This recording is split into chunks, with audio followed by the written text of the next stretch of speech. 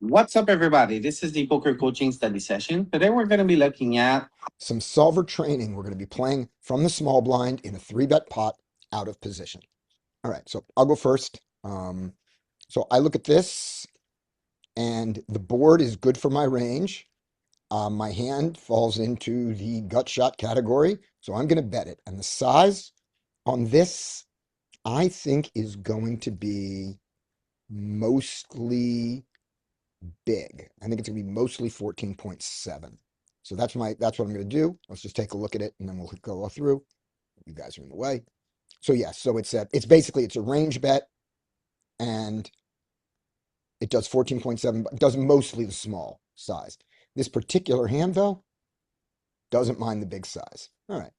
So let's just assume that we chose the small size because we're playing better than I did. So And can you break those hands down like you can in Wizard to see if the club, how much that makes a difference in your sizing?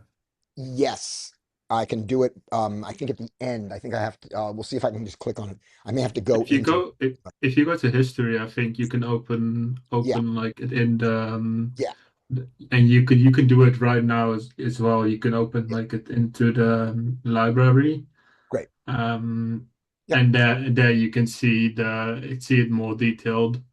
Sounds good. Yep. We'll look at that at the end. Okay. There we go. Yeah. Scotty. Up next is Ryan. All right. So I pick up no equity. Um, neither does anybody else on this card, really. No, nobody's got anything in that range there. So I don't think I can continue the bluff. I think I have to check and hope it checks back, which I will also do with just a king. So I've got some value here that I do it with. Let's try that. So that's what I believe with ace queen. See if it's close. Nope. Nope. We're just continuing on. We're Yeah. just continuing on pure with ace queen. It's enough. All right. So I will continue on. There we go. And I chose the wrong size by a lot and lost a bunch of elo points. And he folded. Yay. All right. Rein. All right. Um, so this flop is quite bad for both of us, although we are gonna have more like overpairs than him. Hmm. Because he would be more likely to be um, to be like four betting those, right? At least Hmm. like the big ones. So I would actually like a bet, Okay. um, and not quite sure or um, what sizing. Okay. Let I me mean, guide it's you a little it's bit. either it's either the 6.1 or the 14.7, but Yeah. You're not jamming. Yeah. I'm not So I'm not jamming now. So Yeah. let me give you a heuristic, and then we'll see if it goes. So 7-3 deuce. Do you think you're betting this flop like all the time, like range? Are you betting this a lot, a lot, a lot, or are you betting this infrequently? I think I'm betting this flop a lot, Okay. So if you're right? betting, Like you said, my opponent is capped, gotcha. kind of capped, and like we have a lot of overpairs. Okay. So if that's true, then 6.1 makes total sense. If you're betting it infrequently, polarized, with your overpairs and a few and twice as many bluffs as value hands, then you're going to be betting bigger. Now, let's take a look at which it is, and then I have a suspicion about king queen. But let's see if it is a frequent bet. It's quite infrequent. Right. So with that in So, mind, so run over. that's yeah, the So with just yeah. that correction, knowing that it's not a range bet, now what do you want to do with king queen? I mean, so if we were to bet, you would want to bet bigger, yeah, Yeah, because it's gotcha. more polarized. Exactly. Yeah. Now, with that king queen, um, you're not going to be betting king queen suited 100% of the time. Remember, we're looking at a GTO strategy here, so you're going to be betting Right. some and checking it. Can I sell you on the idea of betting diamonds and clubs and not betting hearts or spades? I mean that's literally what I was just thinking of. Okay. Thinking about like just because it's kind of like a draw, right? And Yeah. it's a weak draw because you only have the six cards basically that you can get to improve. So if we Um, were always betting great, bet it. But if we're not, let's have the backdoors is my thought. Let's see if it tells us that. If we click on it, king, queen, we have to do it. Let's see, we do this. And as you see, the king, queen just checks all the time. Even the backdoors don't love it. All right. Mm, So, right. so let's take that line and see what happens on the turn. So we're going to take the check line instead. All right. And he bets 6 at you. He bets tiny. Um,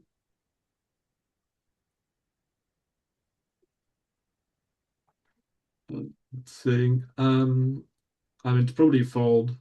Okay. If like it's probably just like you said, if it were diamonds or clubs, you call. And now if it's heart or spades, you fold. That makes sense to me. But before we fold, let's never fold before we consider, should we check raise if we can't call? Right. Um,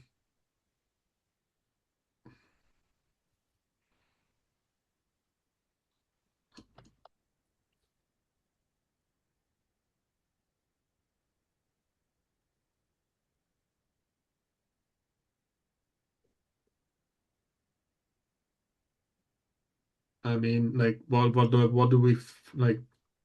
Are we gonna be check raising with like our high pairs? It I if we check raise this, I think we're check raising way too much. Because remember, we can check raise the diamonds and the clubs. That's more than Yeah. enough. Yeah, so I don't think we do. But we always ask that question. And then taking a look at it, Right. we've got some check calls. We don't have any check raises, and these check calls are going to be the suited one. We'll look at that. This is going to be a Yeah. fold, and we'll just confirm that obvious thing here. So we go to the replay. Boink. There we go. Move those here. All right, here's our session history. Mike asked the question about the ace queen, how much the ace of clubs matters. Let's find out. There we go. So on the flop, we can just bet range. And the difference is in sizing. This is what you wanted to see, Mike? Yeah. Yeah. Seems as though the queen of club in particular pushes the sizing up, Yeah. Like whereas the ace of club pushes the sizing down. Okay. right, because like having the ace of clubs unblocks your opponent from having it or something like that.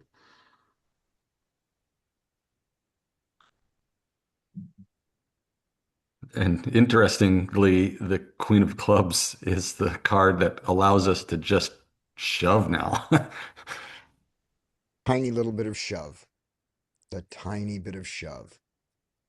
Yeah. All right. There we go. And then on your hand, and I didn't answer you about the blocking, unblocking, because I didn't know the answer. There we go. All right. And now we're on. Can we look at the check raise range in the last hand where Yep. we Yep, that's what we're 7-2? gonna do. Yep. That's where we're on now. Here we go. So on the flop, our bets come from lots of overpairs, hands, the little bit of ace seven that we have. Bluffs are around the 7. They're not up here. Bluffs around the 7. Work today, it's just that. 5-6 does it a little bit, down here. Bluffs are the wheels. That makes sense. Those are real. Look at all the things we can bluff before we get to this. With the suits, yes. Diamonds and clubs are doing it, and the others are doing it an insignificant amount of time. You don't need to ever hit that 3% frequency. You'll be fine. Yeah. Interesting. Look at King Jack suited. King Jack suited. King Jack Okay. suited loses its mind. This is what I was expecting to see with King Queen suited, but now King Queen suited, I guess, is good enough to check. Right. King 10 suited is similar, but king jack suited does it more. That's a really weird thing. So what is, do you want to, let's not go, if somebody wants to go down the rabbit hole, we can take a look at what the jack blocks of his that would continue, how he got here. But if not, I'm going to leave that to be better than we are now, not now. All right, there we go. And then to the like the response to You want to see the what the check, bet. let's see what the check raises are. So the size is always 20. Yeah. The overpairs, the ace king that does it.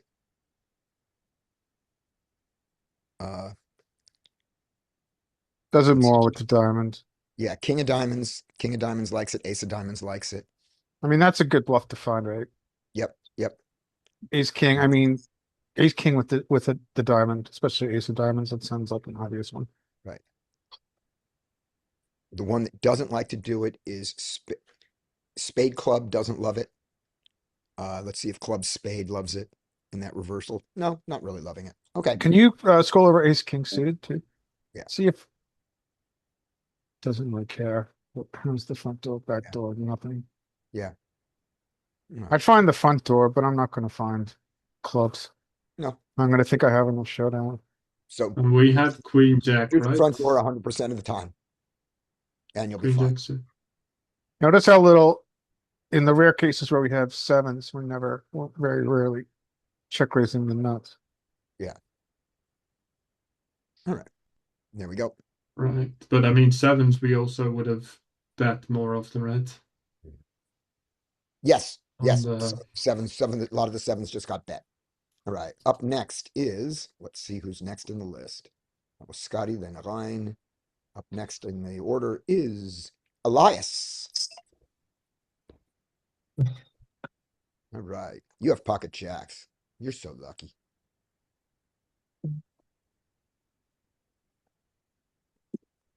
So do we have Elias 2, 3, 4? All right. We'll come back to you, Elias, when you turn yourself on. Mike is after Elias. All right. So we know that we're not going to typically be checking range on this kind of flop.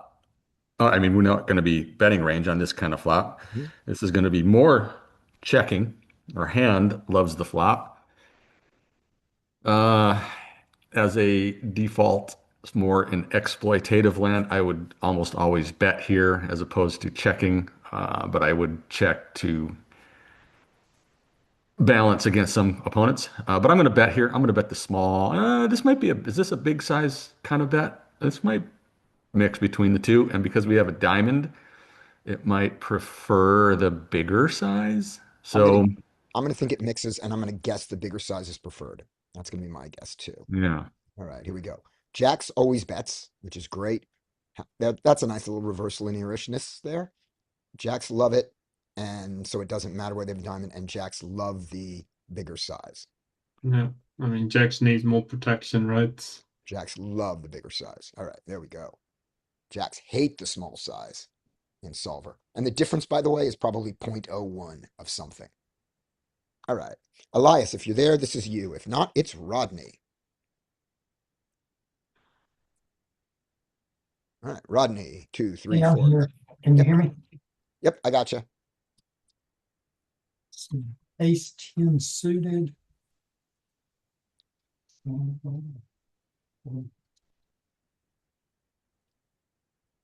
Probably gonna bet here small, 6.1. Okay. And would you so do you think that we're betting every hand? Do you think we're range betting here? Everything? On Queen 10-8? Yeah, I believe so. Okay. I'm gonna guess that it's not a range bet, but it's a frequent bet.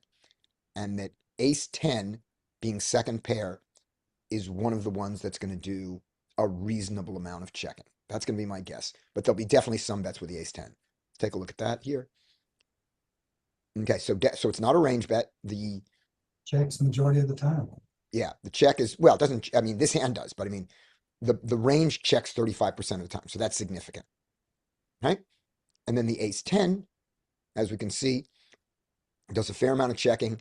We'll look at how much the suits matter. And when it bets, your size was small, is that right? 6.1, yes. All right, Small.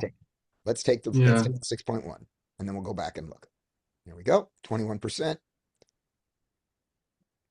which is a significant amount, certainly not a mistake. All right, and you got called. What would you like to do? Check. I love it. 92% check. All right.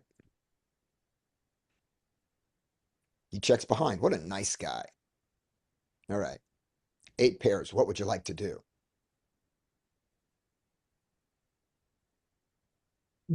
Probably bet large 22. Okay. I'm gonna guess check. And give me your reason for betting 22, and then I'll give you my reason for checking, and you'll see if you like it or not. Remember, you get to play your hand any way you want. I'm not trying to convince you, just giving you some ideas. So Yeah. what's your thought process behind betting the 10? Yeah, betting the tens. Yeah. Since he didn't re-raise.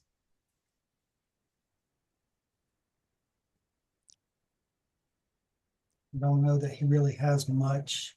Yep, I'm with you. Thinking, He had 2 opportunities to take an aggressive action, and he skipped both of them. So I'm with you. I'm with you. His hand does not feel like pocket queens or jack 9 to me. so maybe I may need to change that then. Really, probably maybe bet smaller for value. Mm-hmm. Yep. Or check. So And- maybe 9.2 or check. Right.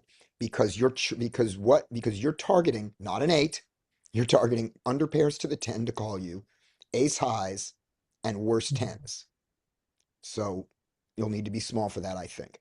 The reason I think check is better is when you bet, you reduce the frequency of his bluffs.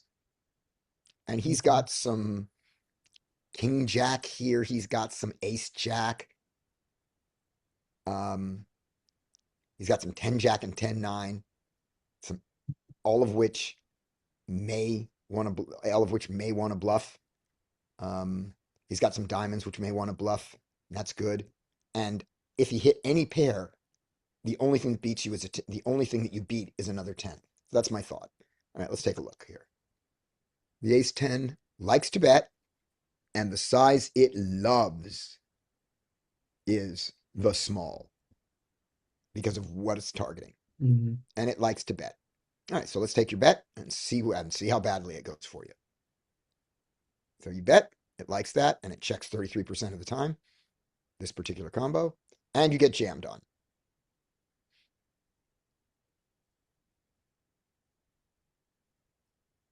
Leave here. Welcome to the solver. Yeah, believe you got to fold. Yep, man, we got to fold. We just got to fold. 15% calls in game. We're not calling. We had him beat. Life sucks. I hate the solver. Nice. In game, that's a good fold.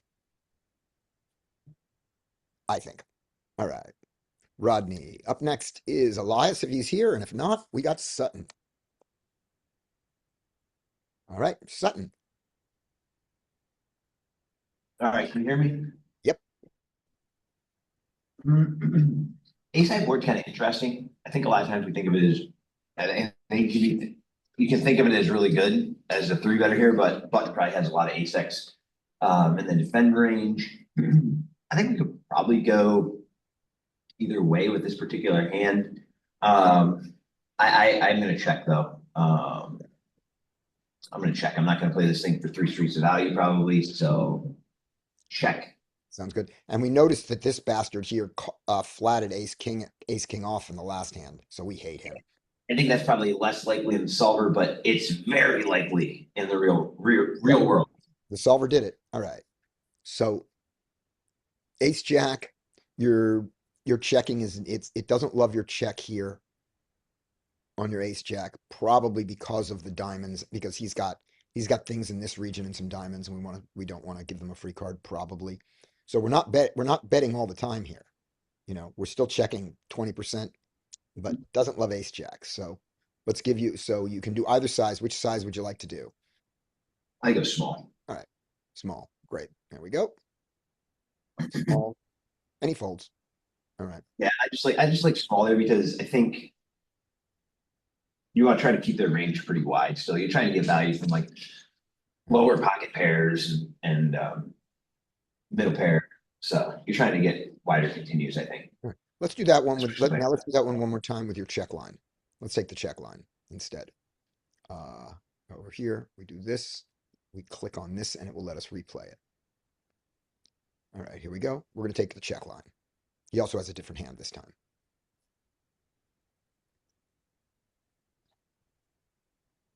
Check, check. Oh, I feel way good about this now. Um, so now I'm sure Solver probably has some top pair check line, check behind, but I don't think, I don't think that a lot of humans will on this particular board. So now I'm really like targeting some pair below an ace. So 10x hands, weaker pocket pairs. So I'm not going to bet that big here. Mhm. So I guess I got to go 6 again. Okay, My option. go. Yep, it loves it. And while Solver has some aces here, And so yeah, I'm going to bet it doesn't have a lot of better aces than yours. right. Yeah, like I wouldn't. Yeah. Yeah, And I certainly, like, again, I don't think humans have any aces with a flush draw out there because I Yeah. think for humans, the worst thing that can happen is a flush coming in. Yeah. And ruining their top pair. Right. Elias, if you're here, it's you. Otherwise, it is the new and improved Larry. Larry Sure. Young. All right. So got ace jack here, right? Yep. Um, I think we get, I don't, these low pair boards, I'm not sure what the default strat is. I think we get to bet a lot here because I think in so. theory, the three misses. Lose Yeah. range. We've got an overpair advantage around the queen. So I think let's bet small and frequent here. I agree because there's only one card to hit and we have the overpairs more than he does. Let's see. Let's see the range. Range is pretty frequent. Pretty damn frequent. And the hand loves it. Yeah. Yep. So great. And you said small? Yeah. Great. We love that. All right. And we love it when he folds, but he doesn't. Oh boy. That's a good This is card. an interesting card. We've got the nuts that he doesn't have. We've got aces and kings. Yep. I think in this range he doesn't have queens. So we've now got a significant range advantage. And I think so I'm gonna go with my thought here and either bet 22 or 36. Okay. I think Let me, oh, go on. I think I prefer 22. Okay. Let me throw out one other heuristic and see which convinces you. We were betting a draw, right? Our draw was to the king, to the 10, to the ace, and a little bit to the jack, right? Those were our Mhm. draw. We didn't pick up any equity. Our hand didn't get any worse, but it didn't pick up equity. And usually when you're in backdoor land, you continue when you pick up equity and not so much when you don't. I agree. We might check and give up here. I am pushing theory here that we've got aces, kings, and queens, and he doesn't. All right, let's find out. The answer is both. The answer is yes. So let's move on. Okay, and you went with the 22. Yeah. Combo loves the 22. The combo also, I can't, you guys are in the way, but I think it likes checking. Yep, it likes them both. It does the 22 more. Yes, We are correct. we can give up our continue You to are pretend. Yes. Okay, so we've chosen to bluff and we're gonna not stop now. We're just gonna shove. Okay, here we go. Yep, it does both, but it doesn't do anything in the middle. And he calls you down. Well punted. Well, punted is wrong. Well, stack lost. Not a punt. Not a punt. All right. I think we do not have Elias, but we do have Brian, it looks like. All right. Brian, Hello. hello. All right. I'm gonna check here. I'm sure it will check some portion of the time or bet somewhat small. And I think it'll protect its check back range with some very strong ace queen. And you're checking everything here, right? You're just checking range on almost every board, right? Yeah, usually, but Right. Good enough. I think that in theory, this is actually going to have a decent amount of checking. Yep. Oh, except for ace queen. Ace queen does not check a lot. That doesn't love it, but let's play that line and see how it goes. It's not, I mean, it's not unapproved. There we go. We check it. He bets. Um, when he goes small, I think. I'm sorry, on my phone, I can't really see. 6.1. I wonder if it check raises often here. I think it's just gonna call here after taking the check line. Okay. We know you were going to check raise some here though, right? Yeah, some portion of the time when he goes small like this. So what are you going to do? Wait, so are we doing three bet from out of position Yeah, pots? we three bet out of position. I think it'll probably actually raise here to like 20.8. I think you can either call or raise. I don't really care. I think I'll go with this stack depth. I'll do the raise here. 20.8. All Yeah. right. There we go. It loves Problem it. is, yeah, Yeah. it's gonna fold out so much better though. I don't like it actual Yep. so much Yeah. worse. Right. All right. Brian is trying to trick us and getting 2 point by having Brian's phone in Brian. Nice try. We're not that stupid. I'm Thought it I'm would actually work. I'm actually that stupid. Um, I took I know. I I had to took tell you. I know. I took cold medicine last night that was not the NyQuil, and I did not sleep a wink. I've been up the entire night. So I'm pretty stupid. And with my stupidity, I look at this ace king 10-9-5. I say 10-9-5 is not a range bet board. And so ace king is not going to range bet, and I'm going to check. Let's check it out. Not a range bet board. Ace king can bet. I'm choosing that's what I'm choosing. So we check it. 31, perfectly fine. Betting it is also okay. There we go. Having taken the check line, I've got showdown. I'm going to check again.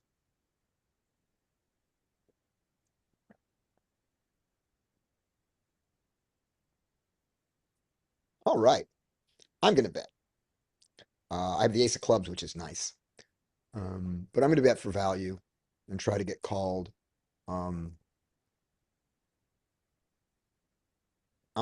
betting in the 6 and the 14. And I'm going to choose with the best king here and the ace of clubs blocker. I'm going to bet 14. All right, let's see what it thinks of that. Yep, it likes everything. Let's do it.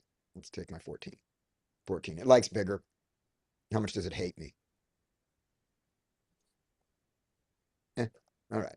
That's me. Up next is Ryan. Yes. All right. Um. There's our overpair advantage we were promised. Yeah. So 884. So this is probably once like just like the probably small bet, I think. Mhm. Yep, I think you're right. I think if this was 844, it's probably a big bet because it's, the card that nobody has. But eights you can have. So I think you're right. I think it's a small bet. Let's take a look. Oh, it actually likes the Range bigger bet. likes the range likes to go big on this. So I'm surprised. Yeah, but also the nines prefers to go The big. nines like to go big too. So I'm surprised. You're going big. I guess if you like it's to the jacks, like the jacks wanted to go big more than the queens and the kings and the aces earlier as well. Yeah, Like the nines is like in a sense maybe like similar to that, right? yeah, Because it's more likely that a card and higher than a nine comes, yeah. like a 10 in this case. Hmm. Yep. Um, so probably check. I love it. I am all on team check there. And we are both so wrong. Okay, Why well, is that? What is that about? and then Well, I don't think we fold, right? No. Unless No. like just it's just still just too good to call. Yeah, yeah, Uh, yeah. I'm sorry, I jumped it. You could have raised. I didn't let you. All right. yeah, but no, I mean raising would have been like going all in. Yeah. So just yeah, check.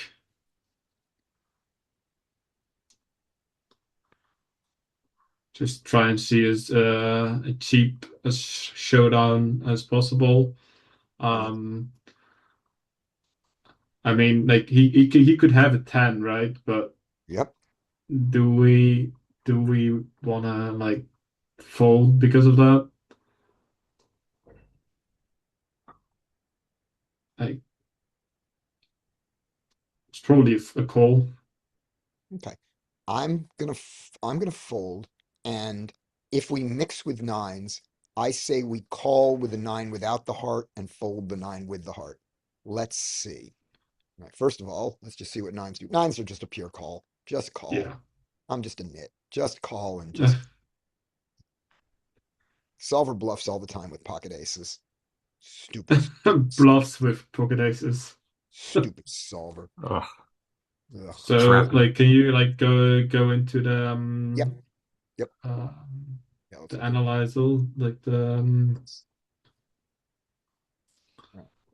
it. the library? Yeah. Yeah. So my first question was, why are we betting big on this flop? So let's see what this flop, what it likes about this flop. So Yeah, and with the okay. nines more like the nines more than the tens All and right. slightly more than the jacks, like right? Yeah, that makes sense. That's This Scotty's favorite thing ever, reverse linear. I love reverse linear. I Yeah, also like the hammock. I like hammocks and reverse linear. But here's why we bet big.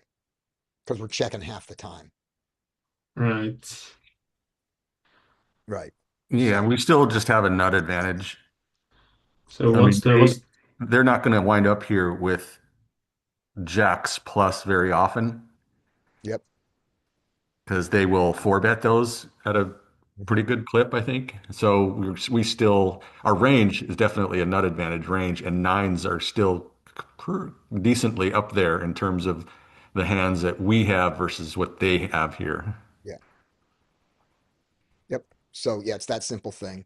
There are so many there are so few small bets because we're checking a lot on the range. All right, I could have recognized that and I didn't. What was the next question? Did you have another question, Ryan, on this one? um what was it?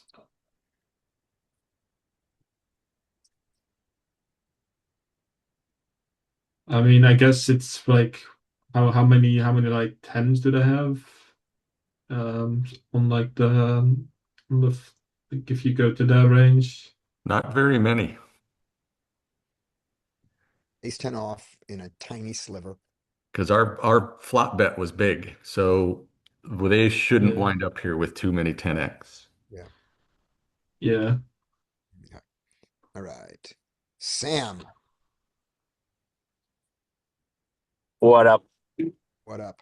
Mm, Happy Tuesday. Happy Tuesday. How do I make you go away? There we go. Keep training. All right. You've got this. You three bet pre-flop.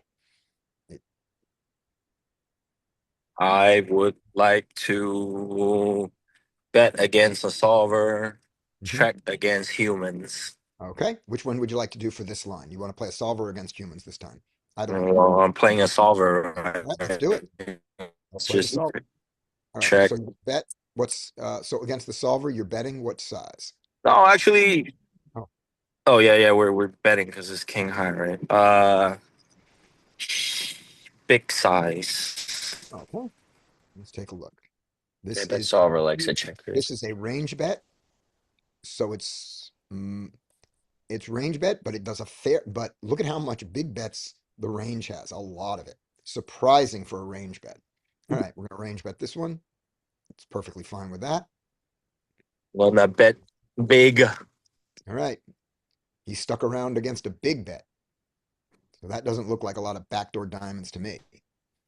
What's the pot size? What's the pot size now? Like, 54, 54 big blinds, you got 73 behind. oh, we're so toast. We're toast. We're so toast. Uh, I could go all in. I could bet 32. Let's just rip it in. Okay.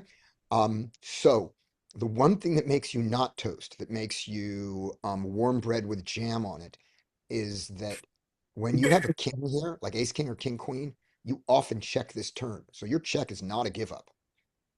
And he can't Okay. think that, there. But okay, let's jam. Let's see what the queen 10 jam does. Queen 10 loves the give up. Loves the give up. It's got a little sliver of jam. I'm going to make you play it the harder way because jam is only one decision. So you checked. You didn't take the 3%. And he bet 32. Fold. Okay. See, we don't have enough. There's not enough behind for this for 32. No. Fold. Yep. All right. Boo. Boo for opening. Hey, just Boo. curious, Scotty, check that Yeah. out on the turn because I was thinking jam was actually okay there, but I'm wondering the slivers, is it just queen 10 of diamonds Let's find out. or is it just a weird solver mix of them all? And Let's find out. Here we go. On the flop, we just do a ton of betting. All the queen 10s that we have, which are suited, are happy with any size on this board. All right. But when the diamond comes, here we are. You need the diamond to continue. You need to pick it up. yeah, so queen 10 of diamonds is the only one. I guess they all have the sliver of the jam. I was thinking maybe the queen 10 of diamonds might be more jammy. Yeah. What? Yeah, they all have What is the imposition betting on the turn? say again. What is the imposition betting on the turn for Um, the half pot sizing? let's see. Okay, so this is his bigger size, the darker one. So let me get that up there. That's going to be this size. So not a lot for that size. Yeah, probably should like in real game. You probably should have bet like Yeah. should have bet more. Should have bet thinner because I see people calling with queen 10 all the goddamn time. Yeah. So when he bets 13, which is his most common size, and he does that instead, then your queen 10, you don't fold any of them. Yeah, because we're getting the right odds. We're getting the right odds. You bet 30 something into what 50 something. I'm not getting the right odds. Yeah. Yep. He soul read us, that bastard. All right. Yeah. That was Sam. After Sam, we have Elias, who is not here. We have Mike. Okie dokie. Queen Jack of clubs, ace high, about the driest, the classic dry board, ace high board. We will check at a good frequency. If we bet here, ace high boards can probably use either sizing. I will check here against the solver, probably bet more often versus a human. All right. And the solver's doing a range bet here. Wow. Okay, I did not see that coming. Right. So with the range bet, what size would you like to go with Queen Jack? Small. All right, let's do that. Yeah. Solver likes that. I was all on team check on that. I was all on team check. All And I right. guess, well, here's what I think it is again. It's an ace high board. Yes, he can have some aces, but that's the only thing he can have on this board is an ace. You know what I mean? There are no draws really to pick up that he still has. He doesn't have 3-4 very often. He could have 4-5, yeah. But these cards just interact so little with his raising and calling range that there's only one card to hit, and our overpair advantage comes in isn't enough it makes it enough to bet. That's gonna be my guess. All right. So we bet, he calls.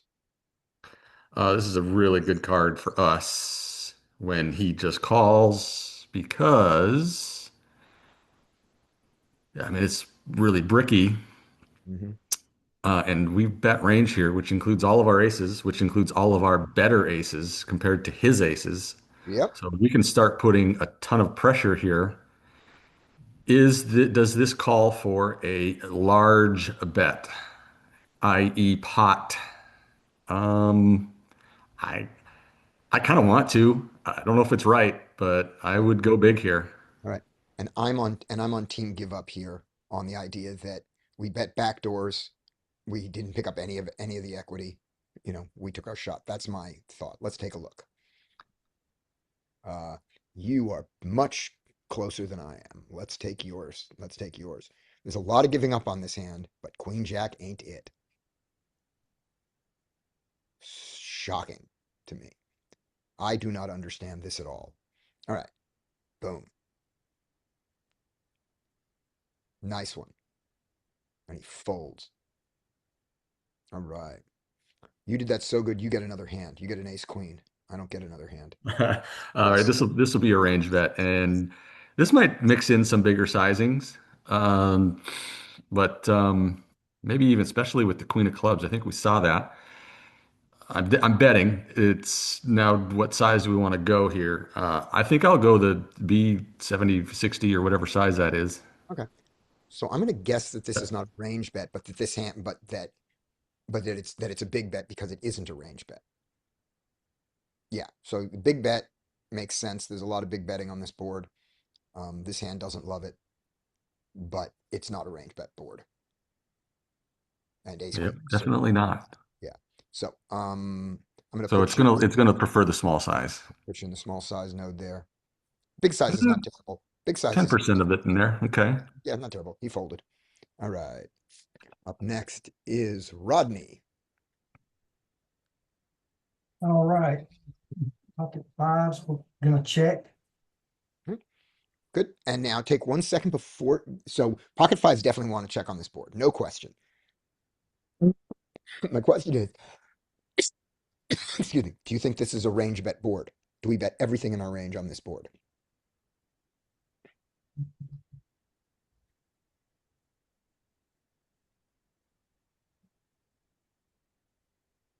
No.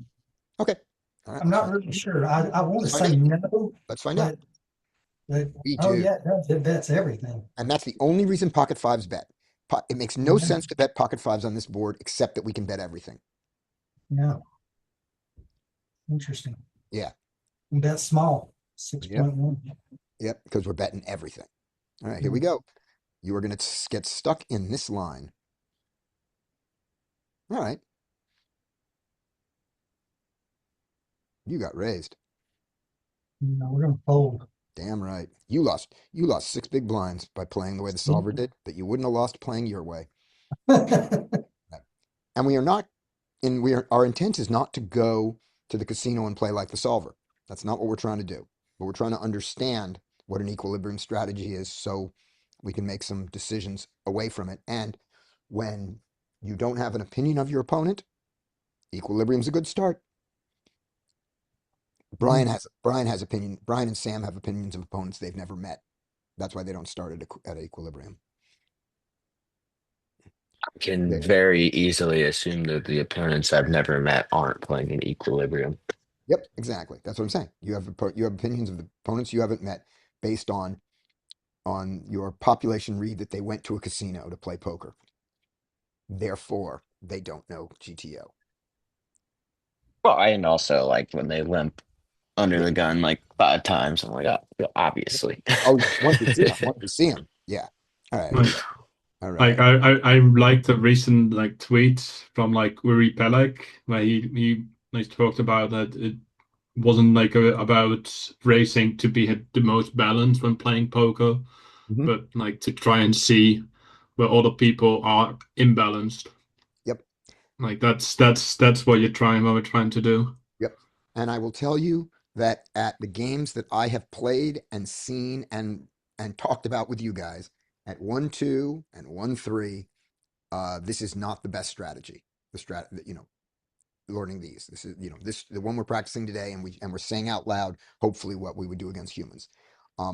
At 5-10, which I've played a lot of, most players, you don't need to play this way. Some of them are quite good. Some of them are significantly better than me. And I don't mean that I'm not setting myself as a high bar. I'm saying you guys know how good I am. You've seen me play, and they are significantly better than that. And so knowing something about an equilibrium strategy would be helpful. All right. Here we go. Ace 10. And this is after Rodney. It's Sutton. And Sutton is gone. All right. Do we pick up anybody else that I don't have there? Nope. After Sutton, it is Larry. All right, ace 10, we miss. Yep.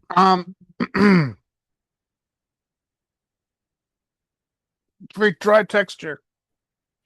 I don't know what we do on jack high boards. I'm gonna guess we have some small bets. I'm gonna put small bets here. Great. We might bet bigger because of the texture. I think we're going to range bet this board. Well, yeah, if we do, I think that's likely. Then we're gonna bet small. Yeah. Yeah. Oh, it likes to go for it. Yeah. Range bet. And oh, it's range betting big. The rare range bet big. This is the dry texture. You know what would be fun now? Well, it's up to you. Yeah. But we're seeing an unusual play, right? Range bet large. Yeah. Be interesting to look at the ag report for range bet large and what textures result in range bet large. Let's see if we can get that. But that's only if you want to go nerd. All right. Here we go. Peak. We are in the 6 max, right? Cash. An 8 max, sir. Oh, we're an 8 max? Okay. 8 max 100. Good enough. We are in this line. Button raise. Small blind 3 bet. Button call. We want to do an ag report. So we take So just hit random. Now we do an ag report. I go to ag report. We'll see. Now sort by the big bet. All right. Sort by the 7, by the 14. Who bets it the most? So first thing we see, Jack. This is precisely the board. Yeah. Jack high rainbow, dry texture. Yeah. So now this is coming back to me. We do weird shit on jack high dry boards in 3-bet pot in this configuration. Mhm. I think in GTO Wizard there are some just open shoves here. Wow. on in this very, very particular configuration. Jack high, like small blind versus button or cutoff, dry texture. Yep. All right. Jack high, Jack, 10-10 with 2 low cards. It's helping us that there are not a lot of cards to be played. Notice all these, and also notice these are all rainbow textures and very dry. It's very hard to have a straight draw on a lot of these. Yeah, I mean, there's the 2-3 straight draw, but they're the, the king 8-4. Yeah, okay, here we go. Here's one that's less so. The 2-3 of clubs, so there is a flush draw here, but it's only the 4-5 that's going to still be in there. He doesn't have 4-6 anymore. Yeah, I mean, we're looking at the commonalities, right? The most common. The most common. This is a statistical. Yeah, I'm with you. Okay. Mental masturbation. Let's remember. Second best kind. All right. Yeah, that's right. All right. So you are going to go range big. Go crazy. Range big. Now, I think actually if he calls, I would imagine weird shit continues. Okay. Weird shit would be a shove. Let's try it. Okay. I think weird stuff happens on these jack high boards. I don't know. I think we're going to check. Let's see. So you're in team jam here? I think it might be. Yeah. There's some weird stuff that happens. Yeah. The weird stuff isn't jam, but the weird stuff is betting this 32% of the time. We don't get to jam, but we bet like 32, which is essentially it's weird because it's like there's not much difference between the two because of the SPR, but I'm gonna think we need a diamond to do it a lot. Okay, but we're gonna take the 32 because you wanted a jam. So there you go. It loves it. It loves the 32. And he wants to fold. Yeah, that was fun. All right. There's Larry. We're on Brian.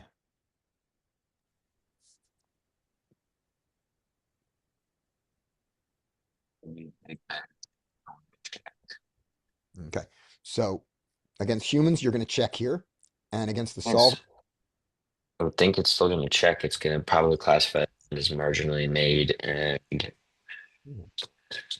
big betting or checking. Yeah, I think maybe if it was rainbow, it would be a range bet. Without the rainbow, I think it's probably not. Yep, not a range No, bet, but a lot of betting. A lot of betting. ace queen even bets a lot. Yeah, ace queen bets a lot. All right. I'm gonna put you in, but I'm gonna put you in the line that you took. It's not, it is not non-existent. And you get bet big. I'm going to fold big All right. against normal humans and against solver. Good. Yeah, Good. note the large size C bet again. Yeah. Yeah. Jack cut. All right. There's Brian. Up next is Scotty. I get skipped. It's Ryan. Ryan, are you here? Yes, Ryan is here. Yeah. You got queen 10 suited. Um, not really a too dry of a board, so probably just a check. Yep. And when we bet, and with the hands that we do bet, what size you want to bet? I mean, if we were to bet, like, then we'd probably still be betting big I because think we so. wouldn't be betting too bet too Yep. much too often. Exactly. Exactly. There you go.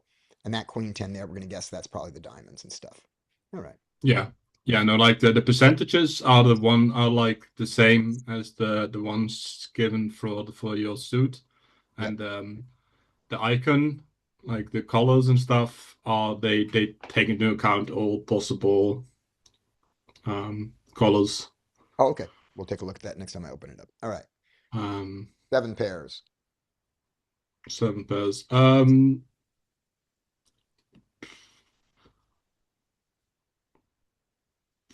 I would still check. Okay. Don't Solver. think this Solver. Yeah, solver's in huge give up mode. yeah, But it's protecting its range. fold. Oh, there we go. Yep. All right. Fine. Sam. Is Sam still here? Sam is gone. Josh. Josh is the new Sam. Hi. All right, Josh. This is a 3-bet pot. Button raised, you 3-bet, button called you, and you get this flop. You got pocket queens. Bet 6.1, right? Okay. So let's see. Do we think that this is a range bet board? Yeah. I think so too. I think so too. All right, let's find that out. We're going to bet 6.1. Yep, this is a range bet board, and it mixes, and it's a board that is happy to bet big, and the queens love everything. So we're going to take this size, perfectly fine size. There we go. He calls. I'd probably bet 9.2. I Okay. don't know. Okay. And give me your reason, since you said you don't know, so I'm going to make you think. I don't care if you're right. I just want you to think. Well, we can get value from like his tens, his nines, pocket eights, stuff like that, and any pairs. But so if we blast it, that stuff, we're just folding out everything apart from a king. I guess we have some kind of queen 10 of hearts and stuff like that. Yeah, I would just bet small, I think. Okay. Yeah. I think I'm going to check. Let's see what it likes on it. It likes small and check. It likes them both. A little happier with the check, but betting is fine. So there's your small bet. Nothing wrong with that. He calls, Uh, and you get a stupid river. yeah, I mean, it's not the best river. I mean, I guess the best thing to do is just check and then we can call. But we could, I guess the 13.1 is kind of like a block. But if we bet that and get raised, it's miserable. So probably check, call a small bet, right? I'm with you. I'm with you. He's got ace deuce here easily. Easy to not fold his ace deuce on this flop. Hard for him to have a 6, but when he does, you know, when he did it with 6-7, he can have 6-7, open it, not fold it. Yeah, he can do that 5-6 and 6-7. So yeah, check. It likes to block, it likes to check. Both are good. And he jams. Oh, that's yeah. He jams. Yeah. Because he's a solver and they do this. I mean, I guess we just have to fold, right? But it's pretty annoying. Against humans, this is probably a good fold. He's got the nuts advantage, right? Yeah. Yep, there he is, What? 6-7. Yeah. 6-7. That works. Yep, that 6-7 works. All right. That was Josh. Elias is not here, is he? No, Mike. All right. This is I'm gonna check here. I'm wondering how often we get to bet though. Okay. Queen 10-4. I don't think that this is a range bet board. It's not. Good. Okay. So you take your check. Check and bet small. Both are great. Betting half the time with this hand too. Yep, yep. Okay. This is a good card for us, clearly. However, the three flush kind of eliminates some of our fold equity. Doesn't eliminate it, but reduces it to when we are. I think I'm going to check again here, Me too. All but I'm right. wondering how often we get to bet. I'm gonna do that's the over under. That's the bet between you and I. Whoever gets this right gets the extra hand coming up. Um, I will set the line. You pick the over under. I say that this is a 94% check. This hand. That's a good line.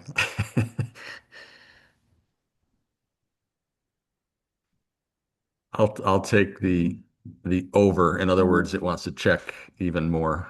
More than 94%. Ah! Damn.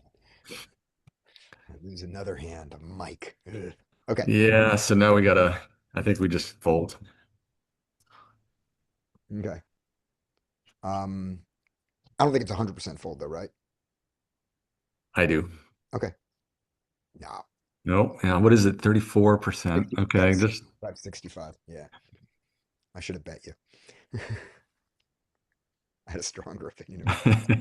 All right, here we go. That was Mike. Rodney.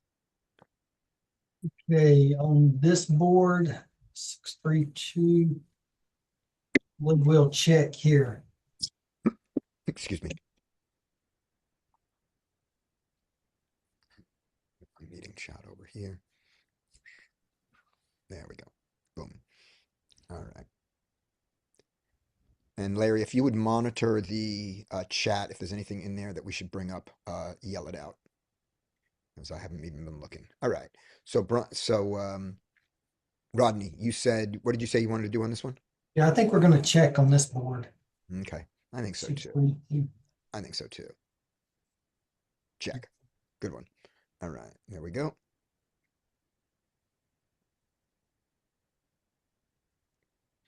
We'll check again. Okay. Oh, Interesting. Interesting. It does that's one it really wants to go for. So we'll go back and look at this one. Ryan.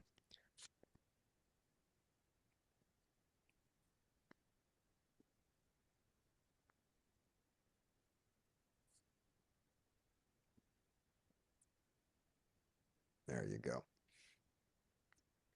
That's even more wrong. I know. I know. See what happens next time. You're about to become rind. All right. Okay. Yeah, so let's do it as played. Let's do the river. okay.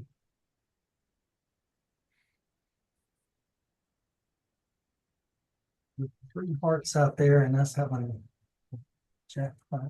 We may actually want to bet here and bet large. Yeah.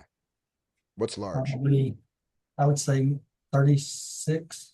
All right, let's go for it. Let's see. Queen Jack loves to go for it, and the size it loves to go for, you goofball, it loves to go smaller. But oh no, no, 36.8. It takes it. Let's go.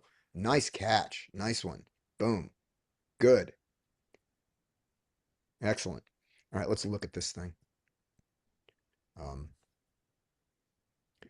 Oh, and of course, Allow now, me. oh, yeah, we gotta fold that. Yeah. 10-9. Gooberhead. All right, here we go. Let's see if we can figure out what it liked about the turn. All right. So on the flop, our queen jack offsuit, just everything checks. There's no betting there. Turn comes the ace. Sorry, turn comes the 4, and all of a sudden, queen jack lights up, and it just needs a heart, right? Is that it? Queen jack off. Heart, heart, heart, heart, heart, heart. Yep, just any heart is enough to start putting pressure on. By And the the way, queen jacks. do you know that you can use the 4 symbols above the hands to Here, filter? show me. Show me. Oh, you mean these? Yeah, Yeah, like that. yeah. Yep. Yep. So, and I think if I hit it heart twice, does it? No, I don't. I can't do the not heart. No, Yep. but Spades only do it if they have a heart. Yep. It's all hearts. All right. And then the suited one. Suited one is different, surprisingly, on this turn. The heart does it all the time. And then these others come in and do it a fair amount, but you don't have them that much. It's only one combo. So it doesn't jump in there as much. So this, although you don't get there with the king jack off suit that often here. So it's the same number. All right, that surprises me. All right. There we go. So that's what it was. And then on the river, when we take this line and we show up here with our queen jack, with the jack of hearts, we have lots of betting, and the size that it likes is it likes a 14 and a 36. It likes a 14 and a 36. And even some crazy jam. And then before you go away, I want to see what he's jamming over our large bet with. Okay, so we took the large size. We took the 36. I think probably maybe only flushes. But how does he get here with what did we do on? Oh, we checked the flop. Never mind. Okay, he can get here with lots of flush draws. Never mind. It's all flushes. And what are his bluffs? Let's see. This is an ace. It's not a bluff. King queen with a heart blocker. That's your bluff. Not a lot of bluffing. Not a surprise. Not a lot of bluffing. Scotty, I got an idea. If Yes. you are curious and are willing. So we're looking at baseline here, and this is also we're understanding how solver plays this very particular spot. Now, it would be interesting to compare and contrast this with the tool that Josh has access to Okay. later in the day, or just not do it at all. But the idea is if we now looked at this spot but changed the ranges to what we see live, it'd be interesting to see the compare and contrast. Excellent. That would of course require you to be willing to do that, and Josh be willing to. I'm totally willing to do it. Josh, if you want to start it, and then do you have a particular board that you liked that you want to look at? Or do you want to Well, we had some. I'll let you guys decide. But so we're seeing a lot. So the one I think the board that is most interesting are the boards where we check. So there's going to be boards where we check the most. Mm-hmm. But then if we were to give what we feel are more realistic ranges, maybe something that we'd see in live poker in this position, and then see if we continue to check, that might be interesting. Okay. So like Um, if you look at like an ag report or from our all right, let's take a look at the ag report here that we already put up. well, first let's see if Josh wants to do that. Josh, are you open to doing that? Yeah, sure. All All right, right.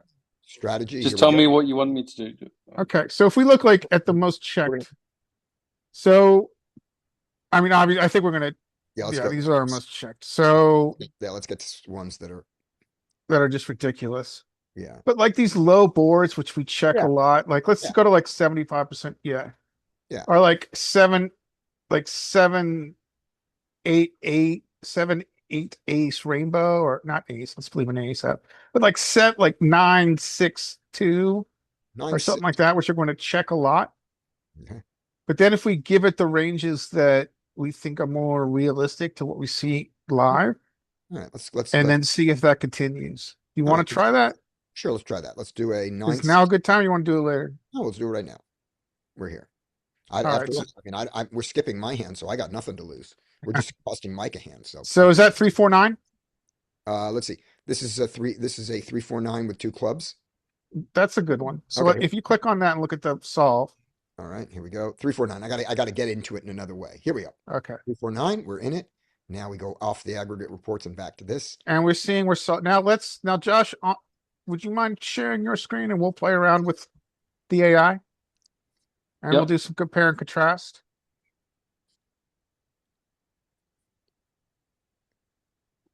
So if you go, if in the AI tool, if you go to the same configuration, Yeah. Is this this is opening a size? mix chip EV, 2.5. Change the rate to chip EV because that's what we're looking at here. We'll just keep it the same. 100 bigs. Bet sizes, go to general. It'll give us more bet sizes. All right, now button raise.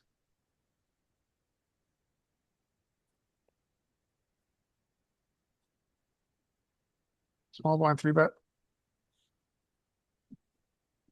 Button call and then go to the AI. All right, now this is where it Yeah. gets interesting.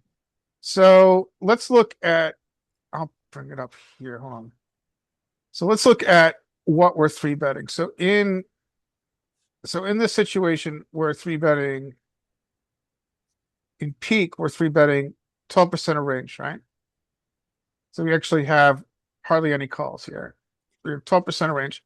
Here we're 3-betting 13% of range. So let's make this more realistic. Yeah, let's make this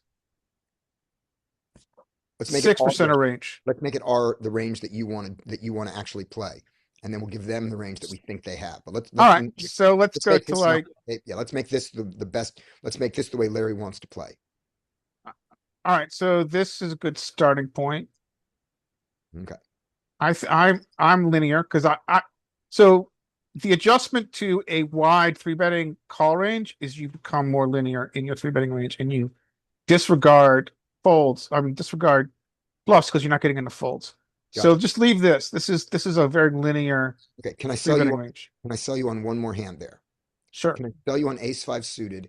Not as a polar part of it, but an actual value. Ace-5 suited is that good a hand. And It then- is the magic solver hand. Yes, of course. Let me sell you on ace-5 suited. This is, yeah, you're not 3-betting like No, this stuff. Yeah. No, Okay. He wants to be this. He wants to be this tight. All right. Yeah, we can, but let's just leave it just to show the demonstration of what I think might happen. Right. Which is we're going to bet a lot more. Let's leave it like this, and let's go to button. Let's go to button range.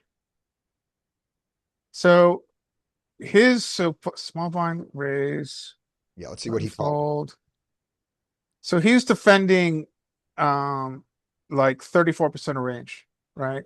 Mhm. So here, in reality, I think he's defending a lot wider. I think humans are defending a lot wider here, Okay. especially in this configuration. Now, well, let's go back to where it was before because that's a good baseline. So if we hit, shit. hits. I think. Oh, right. Yep. Okay. Yeah, that's I have to fine. review you again. Okay, so let's start No, here. So you're right. You're still here. all right, you're good. So then now let's Let's have him 4-bet all of the aces and kings. Well, this is just we don't need a 4-bet range because that's We don't not in need this. to take it That's out. not happening here. We have to take him out. He doesn't Okay, have. what do you want us to take out? Do you think Called he's it. 4-betting I more? want to take out his aces and his kings. Yeah. And a You- lot of his ace king. And All then right. he's from there. And then give him half the queens, because I think that's what the real world is. All right, fine. There we go. Now you can start adding hands. Those are the ones that I think come out. And now Okay, now let's go to change the weight to 100. Yeah. And then add a lot more from the suited region, like every like suited all the ace. like king, all the suited kings. He doesn't know how to fold suited kings. Maybe leave out king 2. He doesn't know how to fold king 8 and king 7. Right. All the suited aces. We'll bring those up to 100. And he doesn't know how to fold king jack. Yeah, that's more. This is what you see, isn't it? Like they love Yep. that stuff, you know. Yeah, Yep. these are, and that's a lot of combos, right? That looks That's right. 12 combos. Yeah, that looks good. Hold on 1 second. Let's take a look at it. Hold on. All right, what else were you on? Jack. So mixing queens and jacks, that makes sense. Doesn't know how to fold pairs. Give him all the 2s.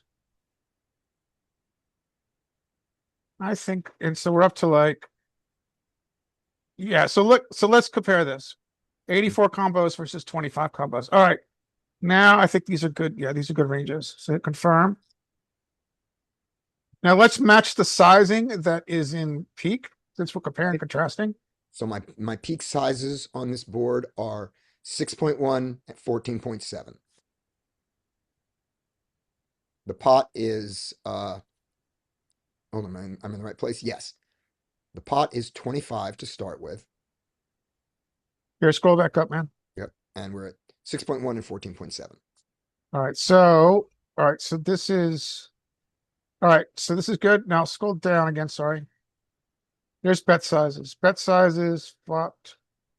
Change it to fixed. See where it says automatic, hit fixed. All right, now put in Yep. whatever. All right. The percentage. What was it? I'll give you the percentages. The 6.1 is 24% pot and 58% pot. Those are our two sizes. So 24 and 58, 25 and 60. Yeah, 25 and 60, yeah. All right, good. And then get rid of that one. There we go. All right, let's just run this the first time on flop. And give him, and we have one more to give him the jam just because it's there. Sure. 88. Or if it, yeah. Yep. 88. Oh, 88 from big blinds. It's the percentage is, give me a second here. The percentage of the jam is 352%.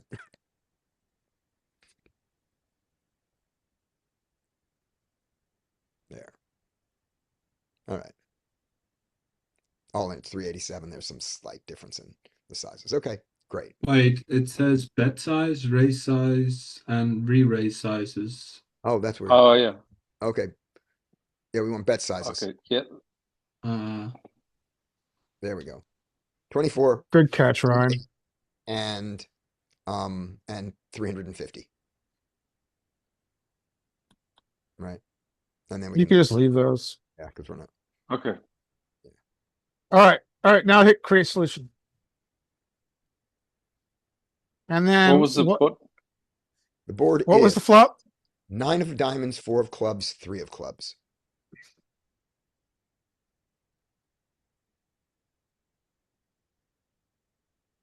Yeah. Okay. So this all of a sudden this so on peak, what's our betting frequency? Peak, we are betting 30% of the time. We're checking 70% of the time on this board. All right. So this is just We just and have what size is it like? It Just uses the small big size T. So this is just a very simple representation of what happens Yeah. when we think we're using a linear range against a wide range. right. So all of a sudden, when we don't give a fuck about the flop, Right. We're just so good. our range advantage is so good against his very wide Yeah. 3-bet calling range Yeah. that we just bet everything big. This is our exploit. This is this is essentially we built now in GTO Wizard AI an exploitative strategy. Right. So it's not that dramatic, but we can go through it a little bit. Let's choose our bet size. Let's bet our 58%.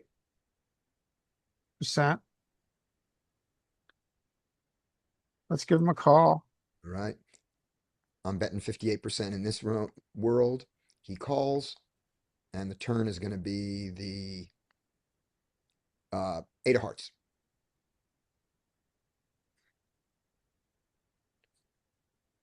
And we now slow down a lot, but Now- we can you have lots of bluffs. So like ace jack is probably going to be like if you scroll over ace jack, we're always continuing with our flush draw. Ace queen probably is going to see the same. And then ace king are good enough and have showdown against a wide range that we check a lot. Overpairs are betting in a very linear fashion. So yeah, I mean, we don't have to take this much farther. It's just I think it's important to see that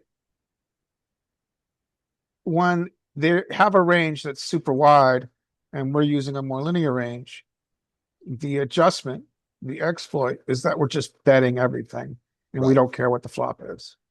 I mean, we could play around with some other flops, right? So like what's a most checked flop? Since we have this range, I'll give you some flops here. Go back to It would be that. like 3, 4, 5, or 5, Yeah, 6, 3, 7, 4, right? 5 of clubs, something like that. Yeah. Yeah. 3, 4, 5 of clubs. Okay. Or the Random. lower one. Yeah, okay. Yeah, now we all of a sudden are checking with this monotone Yeah, you want to texture. right. Most check boards. Here we Yeah. go. 4, 5, Like 6. on peak, it was like 100% check. Like Yes. those kind of board, those monotone Yeah. boards. 4, 5, That's 6, just all 'cause of clubs. 4, 5, 6, all of clubs. Ace 5, 4, all of clubs. And then 5, 6, 7 rainbow. So those are your So these monotone five- boards I think we're checking because obviously a monotone board changes the game. We now have you either have the flush or you don't have the flush. yeah. But with these non-monotone boards, it's different. Yeah. Monotone boards in many ways are a different animal. Mm-hmm. Yeah, Um, they're also very rare, right? They're like 2% or something. Yeah. So now let's go to those interesting Jack 5 boards. I mean, it's so like let's do Jack 5-2 rainbow. And let's see when we have this incredibly good range relative to what they're defending. So we knew this was like a massive bet. Now we're just like eat all of this. We're Yeah. just like using the big size. Yeah. All right. And then we got to do one more board here. We have to do Jack 9 deuce. Yeah, okay, Jack. Yeah, they were looking at Jack 9 deuce. That's right. Yes, Jack 9 deuce. And are we doing rainbow? I think we'll look at both. Yeah. Let's look at Jack 9 deuce and then we'll look at it. Okay. Pure big 58. bet. Pure 58. And then make it let's make that guy no 9 spades. Keep him a 9. Just as That's got a jam. You just jam aces. A lot of jamming, huh? Yeah. Look at So that. Jack take it Yeah, Jack. here are the jamming boards. This is the weird solver Jack high board thing. Give him Jack 9 deuce as opposed to Jack 10 deuce with a spade. Wait, Just- are you able to get aggregate reports with this setup as well in GTO Wizard? You see this number he's got in the top right of 500? Yeah. He's got 500 spending units. And he can Right. use those to do really weird stuff. And aggregate reports would be quite And I expensive. think you could do some interesting aggregate report stuff Yeah. in here. Right, and it's you get like a few every so often, or you have to pay for each and every one of them. I think for these, I don't really know how the power credits work. I know that you buy them and then you can use them to do stuff like custom aggregate Yeah. reports in the AI, but I'm not totally sure. Shit, how do I go back to that spot without losing it? Do I Um, just press back or? The tab at the top, yeah, your is it a browser tab? tab. Oh, this one here. Oh, wait. No, that's a different one. That's a different spot. Try the Oh, back. Try your back button. That look. Let's see what That's what we happens. did yesterday. Yeah. All right, There there we we go. go. Okay. That was it. So, yeah, I mean, this is just very simple. Are there any other? I mean, we've got the fifth. Like, we can look up the 15 Mm-hmm. theoretical flops that people use for testing and look at those. But it kind of gives you an idea. We're just betting a lot more here. Yeah, if we're gonna be as tight as you and as you were there, and they're gonna be as loose as we made them, we just get to win. Even We just get to bet even everything. out of position. Yeah. So almost everything except monotone boards are an anomaly. Yeah. So Yeah.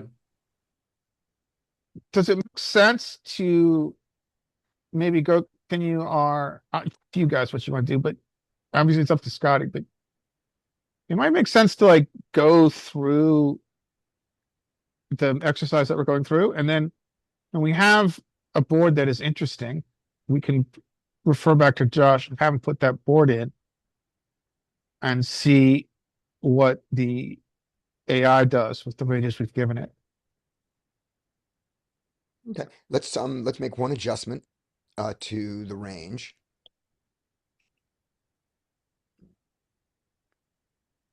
And Josh is prepping a bunch of boards for us. What? Yeah. What would you like? Just. I want to go to Larry's range. I want to put in ace 10 suited because there's just no way we would do that we would do king jack suited and not ace 10 and not ace 10 suited. All right, go to change, Yeah. and That's- then Not change pencil, right? oh yeah, I guess no, it's not. Is it? Maybe it is. No, that's bet sizing. Yeah, it's the Go to flop. Maybe it's on. If you click on flop, See, I thought it was the one before it. I thought it was the no, pre-flop. that's not it.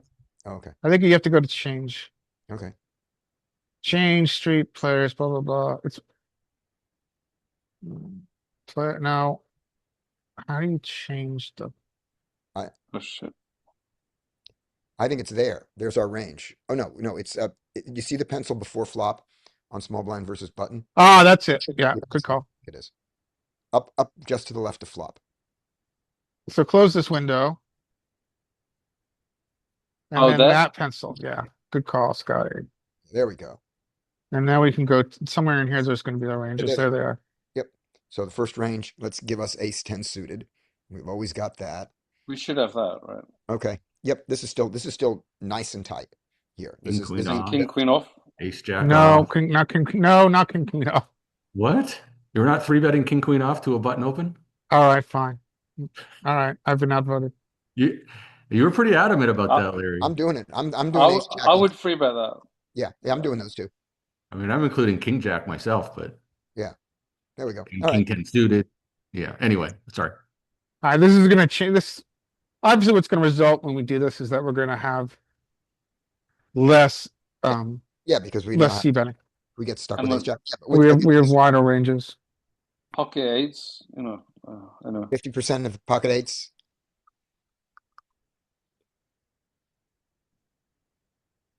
%50 of pocket eights, 50% of ace four suited. There we go. Yeah. It's still tight. It's still tight. It's still It might tight. it might not be That's enough to pretty change tight. it. Yeah, that's still tight. That's pretty tight. All right, good.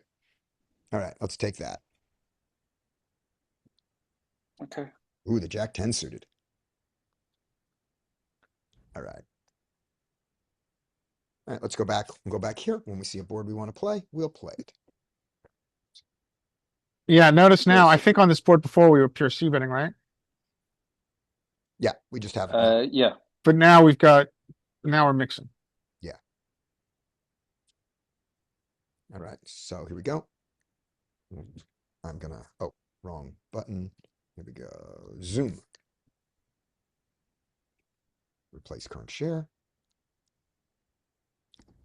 All right, there we go. Share. All right.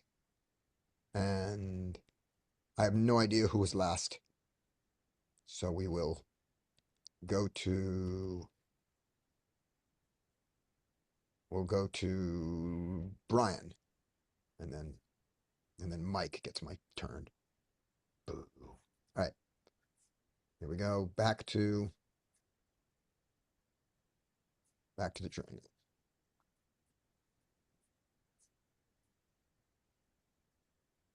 All right. Ah, here's an ugly one that we can't use because we don't have 10-9 suited in the other range, so we won't be doing this one. What do you want to do, Brian?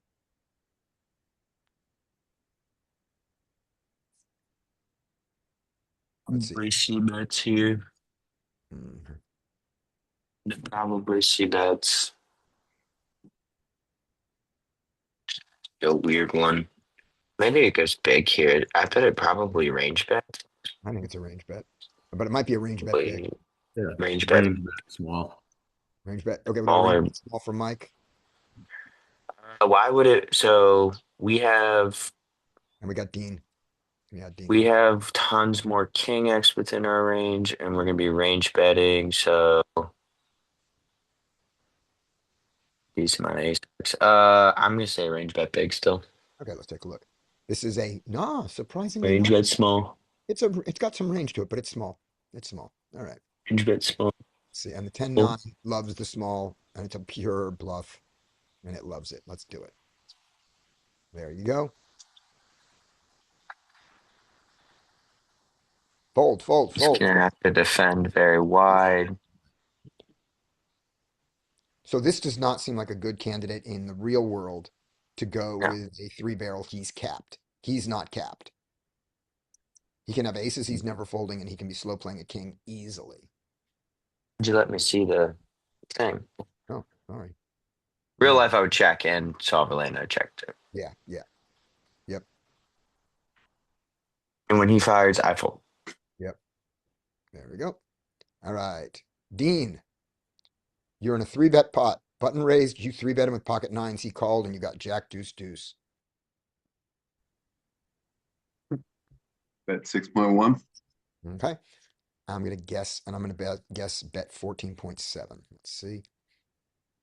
Yeah, it likes the 14.7, but it doesn't like the 6.1 at all. All right. I'm going to put you in the 6.1 node. There we go. Let's see what he does. He folds. Efficient. All right. Back to, so that was Dean. Me, we skipped me. Mike. Okay.